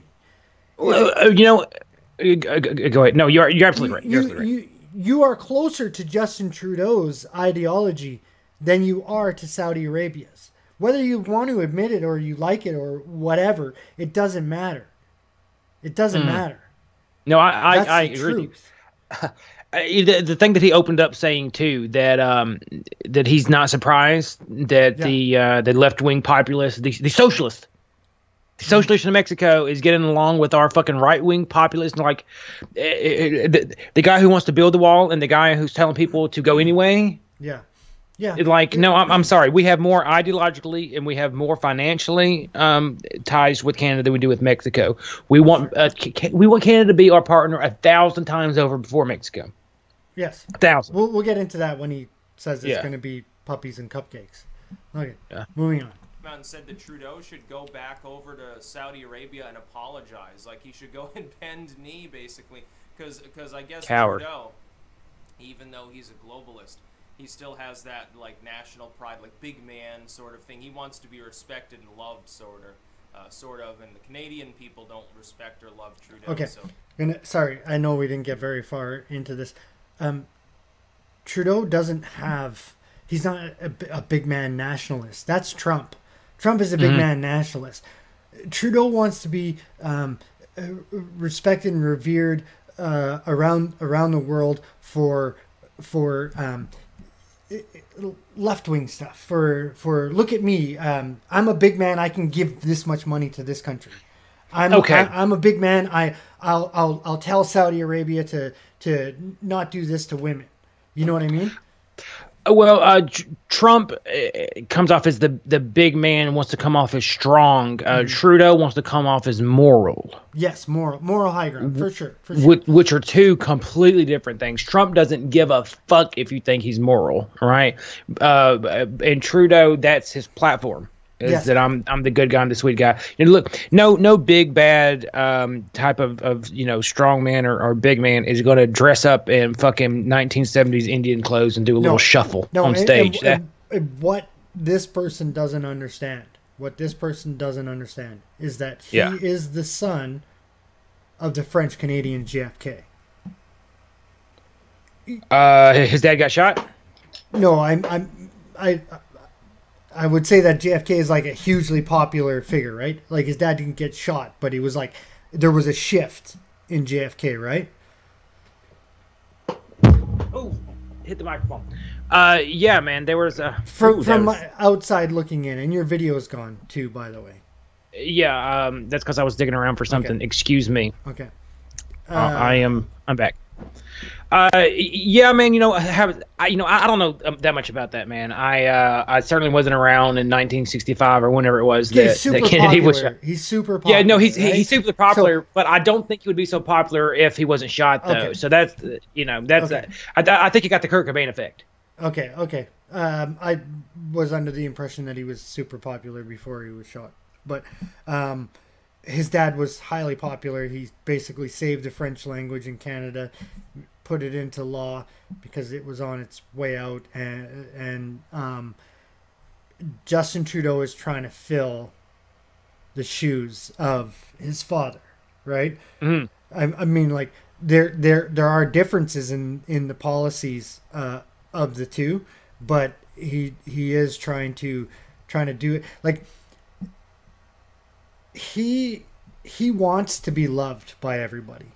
Yeah, now that I believe. Thing. He wants to be loved by everybody, and he will do whatever it takes in the SJW sense, or the overachieving activist sense. Like we're in debt since we had a $2 billion surplus, which isn't a lot, but still, we had a $2 billion surplus the day he took office.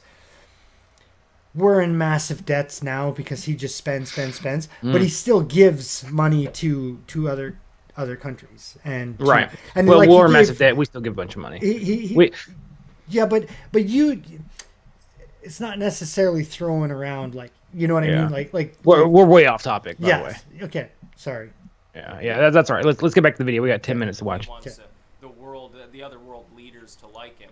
Trump doesn't even talk to him. I wouldn't talk to him either, considering the way Trudeau has acted. It's actually, he's an unhinged individual, and some people are sitting there focusing on Trump supposedly bullying others, and Trudeau, meanwhile, is making all these snarky comments. And he does it like one of those kids that they wouldn't fight you directly. Both of them so snark. They wait until your back is turned, and then they mumble something, and it's passive-aggressive, and they think that they're really funny and smart, and it's like, no, actually, you're just a jackass and a coward, usually. That's how Trudeau operates. Okay. Trudeau would straight mollywog this kid.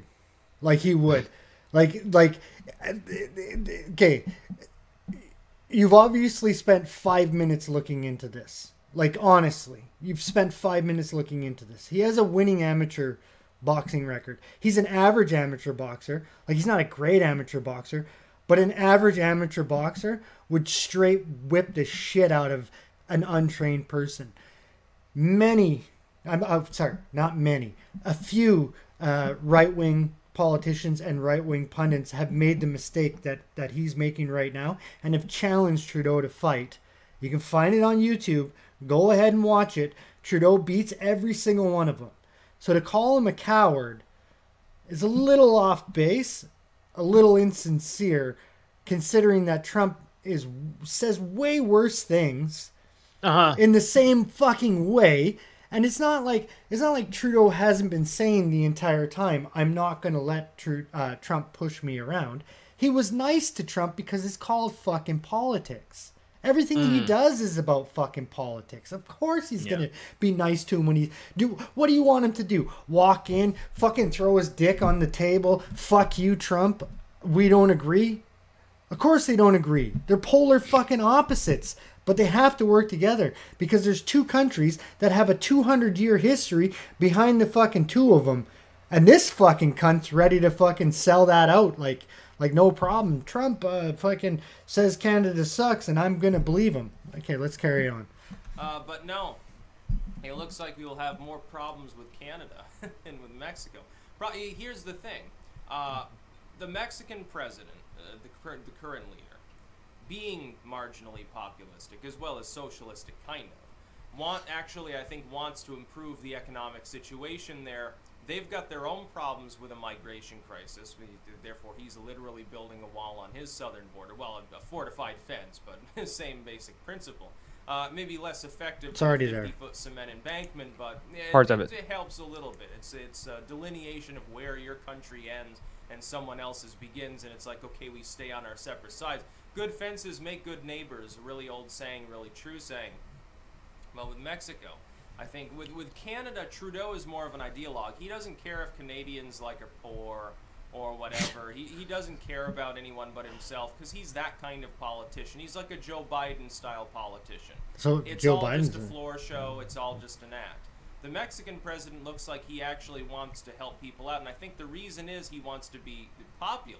He wants to stay in politics. Hopefully not get Pause real shot quick. at by Yeah. cartel. Go ahead. Hey man, a socialist leader doesn't know how to fix an economy. Mm-hmm. They literally do the opposite of fixing an economy. No matter what they try to do, because their ideology is the opposite of free trade. Mm-hmm. And they don't understand that some people have to accumulate capital in order to build infrastructure, right? Mm-hmm. Private infrastructure. Mm-hmm. So the more he tries to act to fix the Mexican economy, if he goes about it through socialist means, he would just make it worse. And a capitalist libertarian like Styx, I don't understand why he would not put that out there. Because he's an ideologue. Because he's accusing Trump. He's accusing Trudeau of being an ideologue, but he's actually the ideologue. See, So, yeah. Cartel members or supplanted by his own forces in some way. So in order to secure his future as a politician and a heavy hitter within sort of North American politics at large, he has no choice but to renegotiate NAFTA. Now the thing is, if the U.S. and Mexico hammer out an agreement, and Canada's not really even involved with being part of that, Canada is going to get the fuzzy end of the lollipop in the end deal itself, or maybe the U.S. and Mexico come to a different trade terms entirely, scrap the trade relationship with Canada and have to burn it to the ground and then rebuild something later. Whereas the U.S. and Mexico will be fine and dandy and everything will be great, and it's really, really funny. Also, you've got to understand, even though Canada typically for a long time... You're laughing. Why? Pause it. Overall, he's saying like everything's gonna be fuzzy and great with Fine and dandy, and fine and dandy. Okay, how many times has Mexico declared war and sent people to kill and die for America's interests? Unless I'm mistaken, the last time Mexico had a military campaign, it was attacking us. Yes. Okay. And during World War One, they had a fairly large group of armed men go into Texas and try to start trouble. Yes. And they were gunned the fuck down because we don't play with Texas. The only war that we didn't get involved in was that we didn't actually we were involved, but we didn't declare war on the people. Was Vietnam. So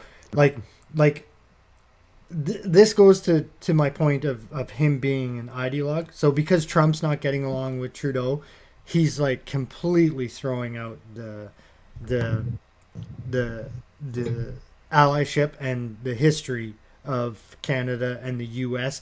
And at the same time, where I'm sure he is a Trump supporter, so he must be complaining about illegal streaming into the country and the costs of illegal streaming into the country. Now all of a sudden, because he's making a video that's attacking fucking Trudeau and my country, obviously I'm a patriot, so I'm gonna have something to say about that. Mexico's fucking great, and it's gonna be puppies, kittens, and blowjobs with fucking Mexico, who is basically a fucking third world country. The world country. Fucking full of gangs and drugs, and Americans go down there, Canadians go down there to visit, they get fucking beheaded by the fucking cartels. Like, it's a fucking, like, this video is a fucking joke.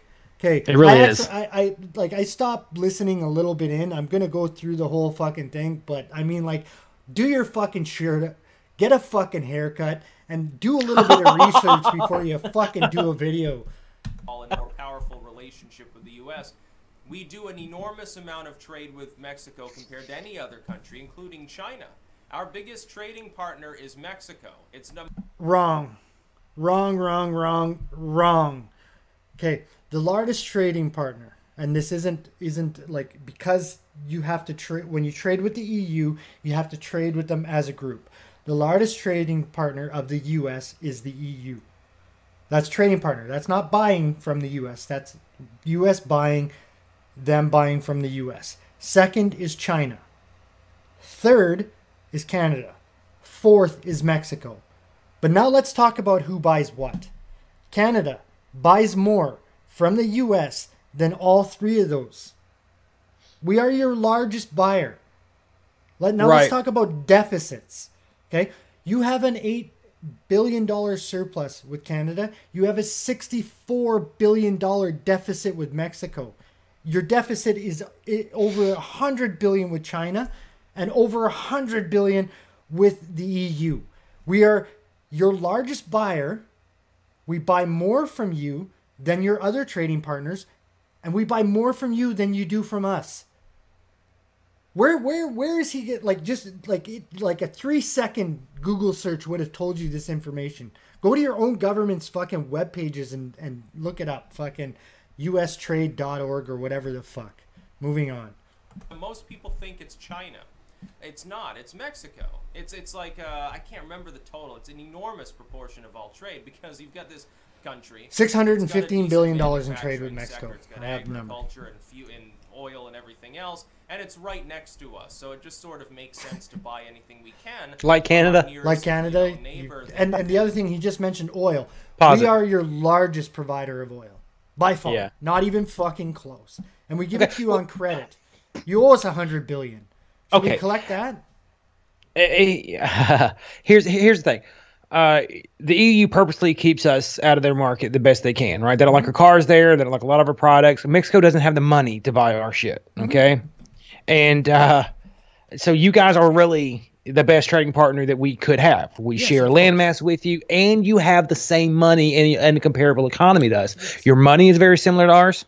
Yeah, yours is worth more because you have a larger population, but the GDP itself is completely proportionate to the amount of people. Adjusted per capita. Adjusted per capita. So you have 10 times the population as us, so you have 10 times the GDP, and it's exact. It really is exact.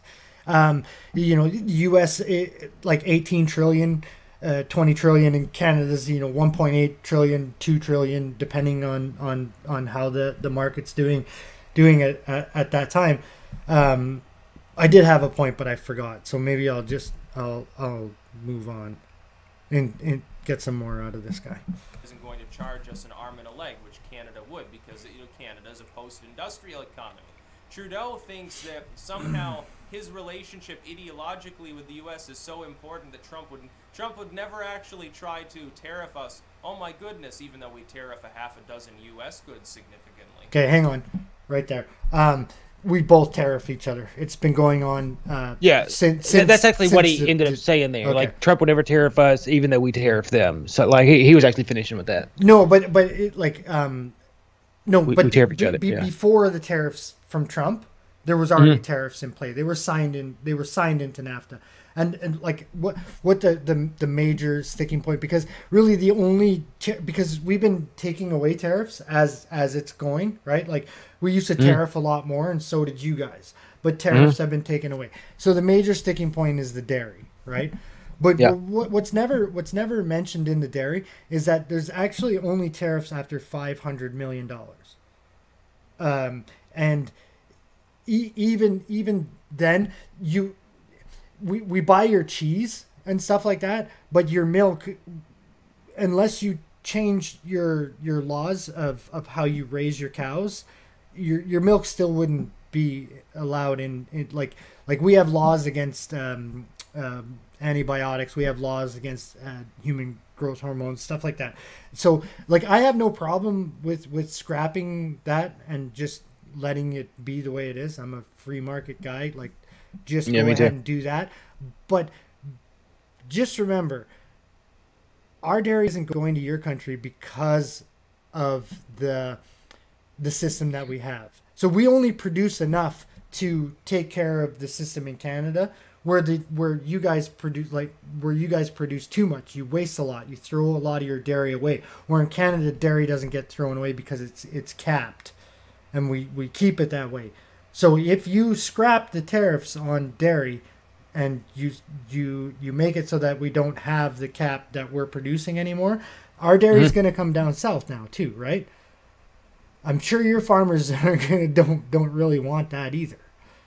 You know Fair what enough. I mean? It's a protection on both ends. But anyways, and you guys have a 350% tariff on tobacco. That's always been there. It's not like it's a new fucking tariff. You guys The can difference- grow tobacco? Yes, in the summer in certain parts of the country. Okay. The difference in the tariffs that we already had is that they've been there the whole time, and they're not punitive. They're not to punish you.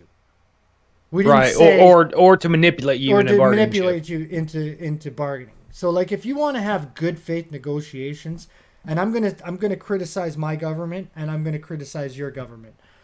My government went in there with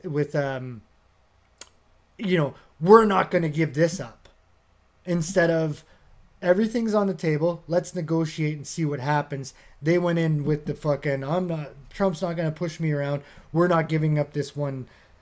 Like, to be honest with you, dairy is 2% of our economy in North America. So it's like it's such a non-sticking issue. But when you have two opposing egos the way that you do, it's going to cause. And also, Trump likes to negotiate in chaos and to try to keep people off. And the mistake that your government made coming in there was thinking that the tactics that they're using in Mexico and the tactics that they're using in China would work here. Like we know that we're your largest buyer. We're the big fish when it comes to trade. You guys are the huge fish for us too, right? Like you would withstand not trading with us better than we would withstand not trading with you. So the deal is, we get access to your giant economic market because we're a smaller country, so we get access to your market, and in return, you get basically unlimited natural resources at a fair cost that are mined environmentally friendly, and a pretty solid war partner. And our countries are basically ideologically very similar, like the people that are in it. Yeah. You know what I mean? Yeah, we largely share a culture, an economic system. Our political systems are very common. We share a language, and yada yada yada. So to attack us with tariffs and to call us a security risk is not good faith negotiation, right? It's bully tactics. It's the opposite. It's bully tactics, and we don't put up with that. We just don't. Don't like bullies. We don't like bullies. Neither do you guys. So it's like. It like he's talking out his ass here. Okay, moving on. And many more less than that. Canada's always had tariffs on us, and that's a separate thing. That's the tariff war. He's winning in that metric. No, he's not.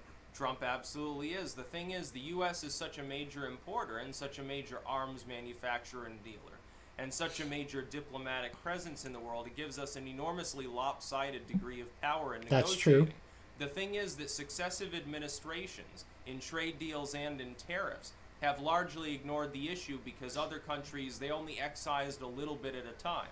And so after successive generations, really, of people, we find ourselves in a situation where the entire world is able to trade freely and much more ably than us. They can sell us everything under the sun. We can't really sell anything in some Pause it. Yeah. That's the... Real quick. That's true with a lot of countries. Yes, it is. Right. Yeah. Like, I do not mind what he's doing with the EU. For one, I don't like what the EU is. I would like to see them attacked from every side, because I think I don't think that Europe is too balkanized. I think to unionize. Yeah. What they don't understand, the United States has been united under a common language, a common government, and a common ideology from the very beginning. Okay, Europe does not have that. No. The cultural differences. You know, I have an Alabama flag up here, right? That type of patriotism is pretty much a relic of the past in the United States. Right? How long is it going to take for that to happen in Spain compared to the EU? Yeah. Right? How long before the Swedish just don't give a, I mean, I don't really identify as Swedish. I'm more of a European. Yeah. They're a long way away from that. Yeah. And the language barrier is much bigger than people think. It's much bigger than people We're more ideological. Like we're closer Yes. than the European countries are. Like far Yes, closer. so I closer. don't mind him doing that, and they purposely fuck with us in Europe. Well, they right? do it to they us. don't too. like us. They do it to us too. I know. Like they do. Well, it to us. they see us as fucking gun toting, tobacco chewing rednecks. Like the way a lot of the United States sees the South. To me, it seems that that's the way Europe sees the United States, right?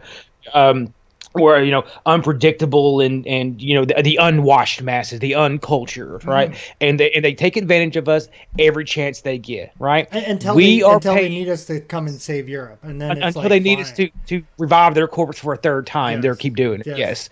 And frankly, they're getting themselves in that position right now. Yeah. Germany is largely in control of the EU, and they're becoming Russia's bitch because of energy trade. They absolutely are. And if you think this is the fault. A little bit of the blame lies on Trudeau for this, because Stephen Harper, when he was in, he basically signed a trade deal with the EU. Part of the trade deal was that the East Energy Pipeline was going to be built from Alberta to Nova Scotia, and that we were going to supply the EU with the oil and the natural gases, so that Putin would be cut out of that. But because he put in too many stringent environmental regulations and left it up to the provinces too much, it was part of his platform to do that. So it's just like I'm no fan of Trudeau. You know that, right? Right. The walking cuck, you call him. Yeah. The walking vagina. But yeah, there you go. But he's right about the EU on this. Yeah, he is. And the point that I was starting with, and I'm gonna wrap it up and hit play again when I'm done here. Canada is not the right place for this fight. No. I don't mind it happening with Mexico. I don't mind it happening with Europe. I don't mind it happening with China, because they are not our closest friends and allies. They are true competitors. The United States and Canada, we are closer to you than you are to the UK, and you guys share a fucking queen. That's really cocksucking close. That's really close. It's really close. All right, play. Situation that we've got, it's not any specific administration. Some people are trying to blame Obama. It was partially, It was also W. It was also Herbert Walker and Clinton and Reagan and everyone else under the sun. A lot of those tariffs started existing decades ago. It's not a new thing. The problem being, as our wealth has generally grown over that span of time, except during the recession period, as things have gotten wealthier, the very first world, post-industrial/industrial here in the United States, the problem is that because we also have so many alliances, presidents who have been cowardly haven't wanted to piss off their allies by saying, hey, could you remove they'll informally request behind closed doors that a tariff be removed or reduced. That's basically the sum and substance of their concept of trade negotiations with all of our allies. And with states that aren't our allies, they're like, oh no, that's scary, it could start a war or something. Trump knows, hey, I can do whatever I want. Nobody's going to attack us.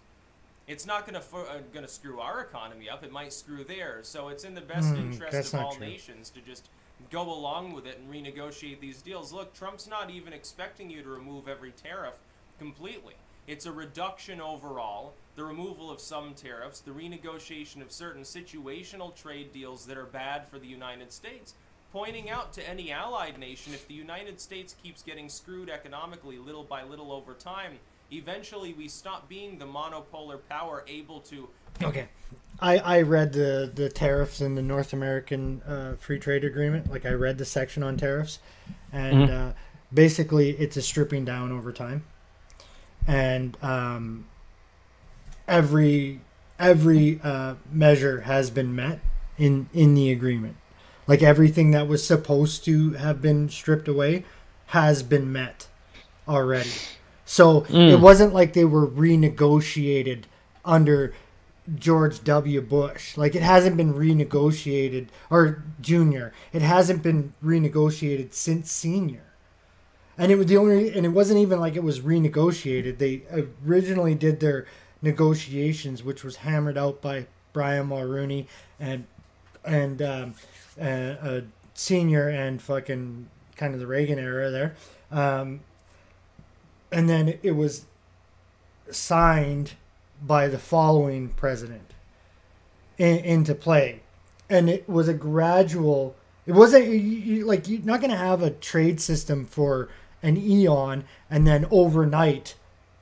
The industries that could handle the overnight shift to the NAFTA went and did it. The industries that couldn't handle the overnight shift into NAFTA, it was a gradual strip down of the thing. Now, I do agree that like there are some things that are protected in Canada. We've spoken about it, like radio. 10% has to be Canadian content, but you're dealing with a giant beside a tiny population. We would lose our culture. Fair enough. Overnight, Anyways, okay, I'll press play. Pay for your entire defense budget and make sure that your trade continues without a hitch because our Navy can blow pirates out of the water or guard the Straits of Hormuz or whatever. You're not the only one that does that. You won't be able to do that anymore. Our economy will slowly grind down, and then you'll be left to fend for yourselves. Then you'll really see what economic pain is. When China ends up policing the world's oceans and says, okay, unlike the U.S., we do like to put tariffs on people. Enjoy Europe. Enjoy East Africa. Enjoy Central America. People would be screwed. It'd be a totally different world, and I don't think it would be one that any of our allies would like. Ultimately, yeah, I strongly agree with Trump's renegotiating. And I think he's doing a great job. Look, China keeps raising tariffs. It's like, has it affected the economy? Do you feel the pinch, really? A very small proportion of people in certain industries might feel the pinch right now. Yeah, but fuck them, right? Subsidize you. We can outlast China for 1,000 years doing this. It's not a big problem. The libertarians into subsidization. He just will subsidize you. You're a libertarian. Give me a fucking break. Mexico is, and there you've got a somewhat of a fuzzy, warm-feeling relationship, I guess, coming forth. When are the Democrats going to declare that the Mexican president is a dictator and that Trump is evil for talking to him? I half expect that to happen. It's like with Cuomo and his epic gaffe the other day. Oh, America was never really that great. It's like, okay, so Trump wants to make it great, so the Democrats don't. Oh man, that's a really big midterm. So Cuomo's the entire Democratic Party. Democrat. I can't wait to talk about that. But yeah, as far as trade goes. Pause. Yeah. Now. I'm gonna push back with you, man. I've heard 1,000 fucking lefties say America was never that great. Oh, who was it great for? Fucking wasn't great for the gays and the blacks. And and yes, that's pretty much a meaningless slogan. Like let's be honest, it's a meaningless slogan that is just supposed to pump people up. And they're falling into his hands when they say things like that. But back to the video. I want to say one thing about Mexico. So like back in February. When the trade NAFTA talks first started heating up, Trump wanted to get a deal done with Canada right away. He wanted it done right away. There was one that was ready to be signed. Mexico came to Canada begging us, please don't sign without us. Don't leave us in the dark. Don't throw us under the bus. We fucking beg you. So Trudeau, being the vagina that he is, said, okay, we won't negotiate without you. And now Mexico's negotiating without us. It's fucking hilarious. And this guy's like, yay, Mexico. No good deed goes unpunished. Nope. NAFTA. The thing is, Trump said basically we either get rid of it or renegotiate it. Sort of like all these other things. Like the TPP is dead in the water. It needed to be modernized. Good, by the way. It couldn't be renegotiated because it's too shitty. With NAFTA, it's like, and I'm glad TPP failed. We'll fiddle around with it and try to work out some of the details that we really hate, and hopefully things will be better. Now, this doesn't mean manufacturing boom. This doesn't mean trillions in extra growth. What it does mean, though, is a little bit here and there. Even if it only spawns 10,000 additional jobs over 10 years, it's still better than the alternative, which is not gaining those jobs. Even if it only spawns $1 billion in extra GDP growth over the next decade, it's $1 billion more than we otherwise would have had. It's little things, incremental. Okay. Under the current trade thing that Canada and U.S. has, North America is on a record run for growth. There's never been the stretch of growth that there is. Current trajectory with the tariffs that are in place is by July 2020 that growth is going to end. So you explain to me how this is great. This is like, if it stops growth where there was growth and nobody was really being harmed, even with the dairy fucking tariffs, which I'm fine scrapping. I don't really give a shit. Your dairy farmers were not fucking starving. They have a lot of political power in the US, and the dairy farmers also have a lot of political power in Canada. That's why this is happening over the dairy, because they're powerful lobbyists in both countries. That's why this is a real fucking sticking point. Anyways, mental steps towards a more virtuous economy that Trump is using. More he likes virtuous to think economy. big and make big, grand, sweeping statements, but it's the little components that add up. It's like if you're building a Lego castle. Well, one Lego is not going to do it. There is no castle-shaped single Lego. You have to put them together, and then you. He's saying a bunch of words that he doesn't really understand. It's built up of these little, seemingly sometimes insignificant components. Trump, I think, comprehends this. Some of our other presidents throughout time haven't. He just said he's playing 40 chess. That's all he said. Democrats don't wish him well. They're hoping he fails.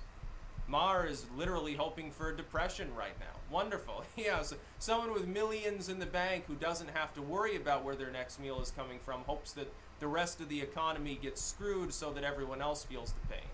Yeah, hopefully his TV show gets canceled if there is such a recession. That's about all. Okay. Plants are closing. Some plants are booming. So like the people that actually source the metal, they're on fire right now. The people that manufacture the goods after the metal, they're closing. The only fucking TV manufacturer in the U.S. is having to close.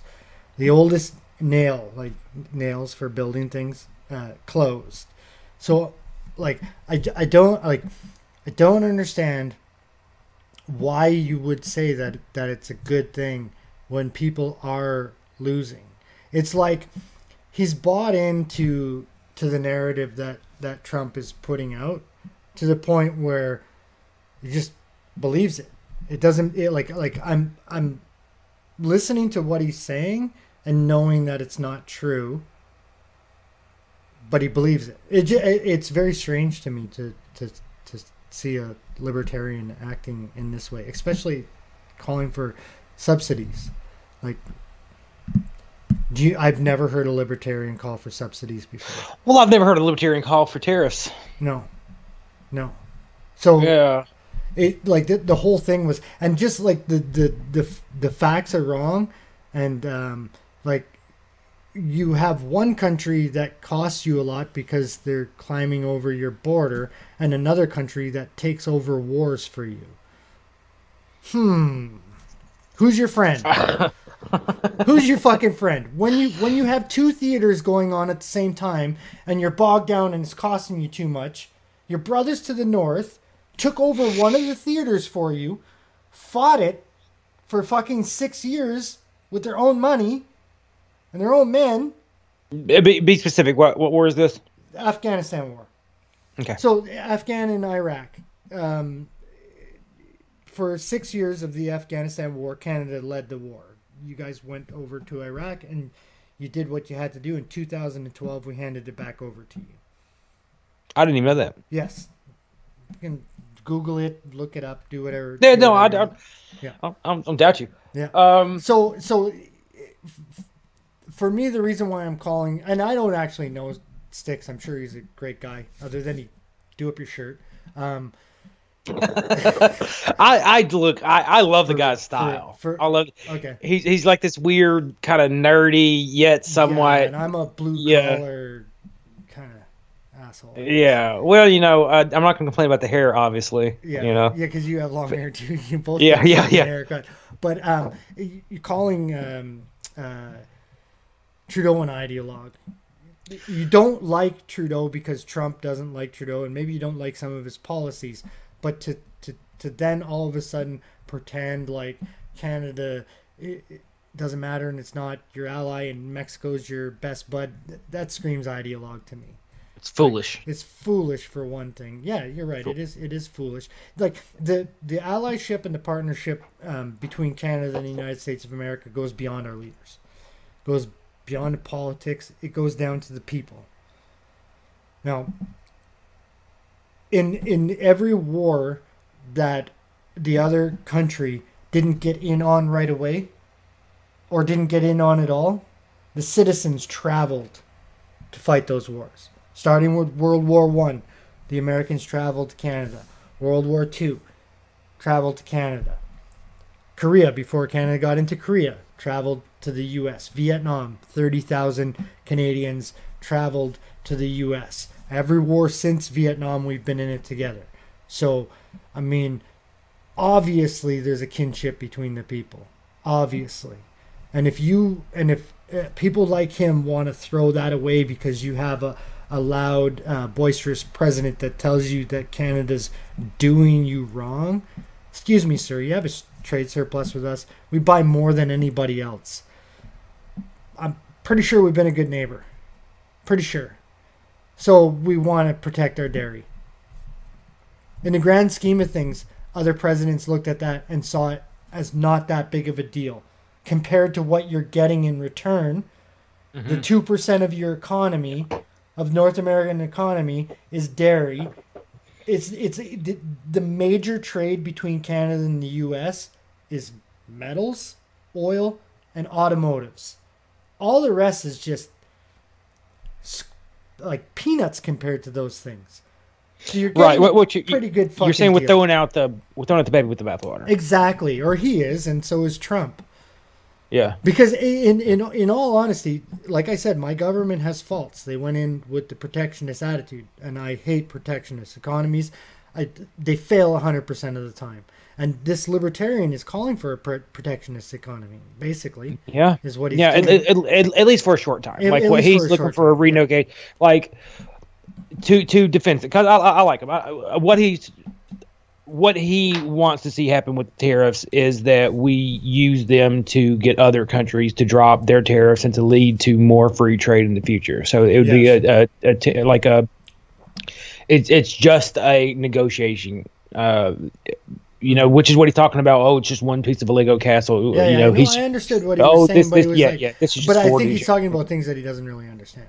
He's gotten everything wrong. He's gotten everything wrong in this.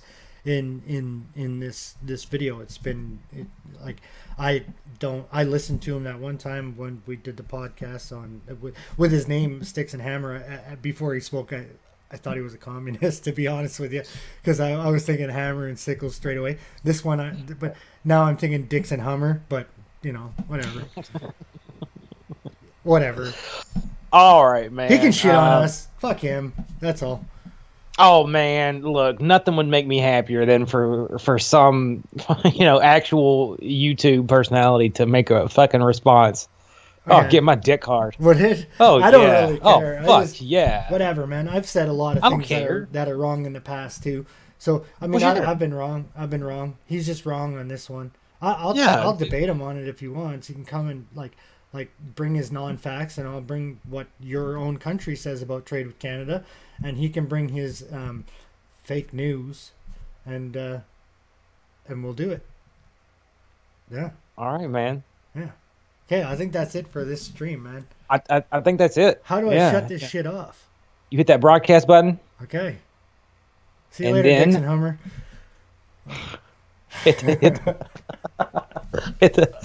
And then the check mark next to the YouTube icon. Okay.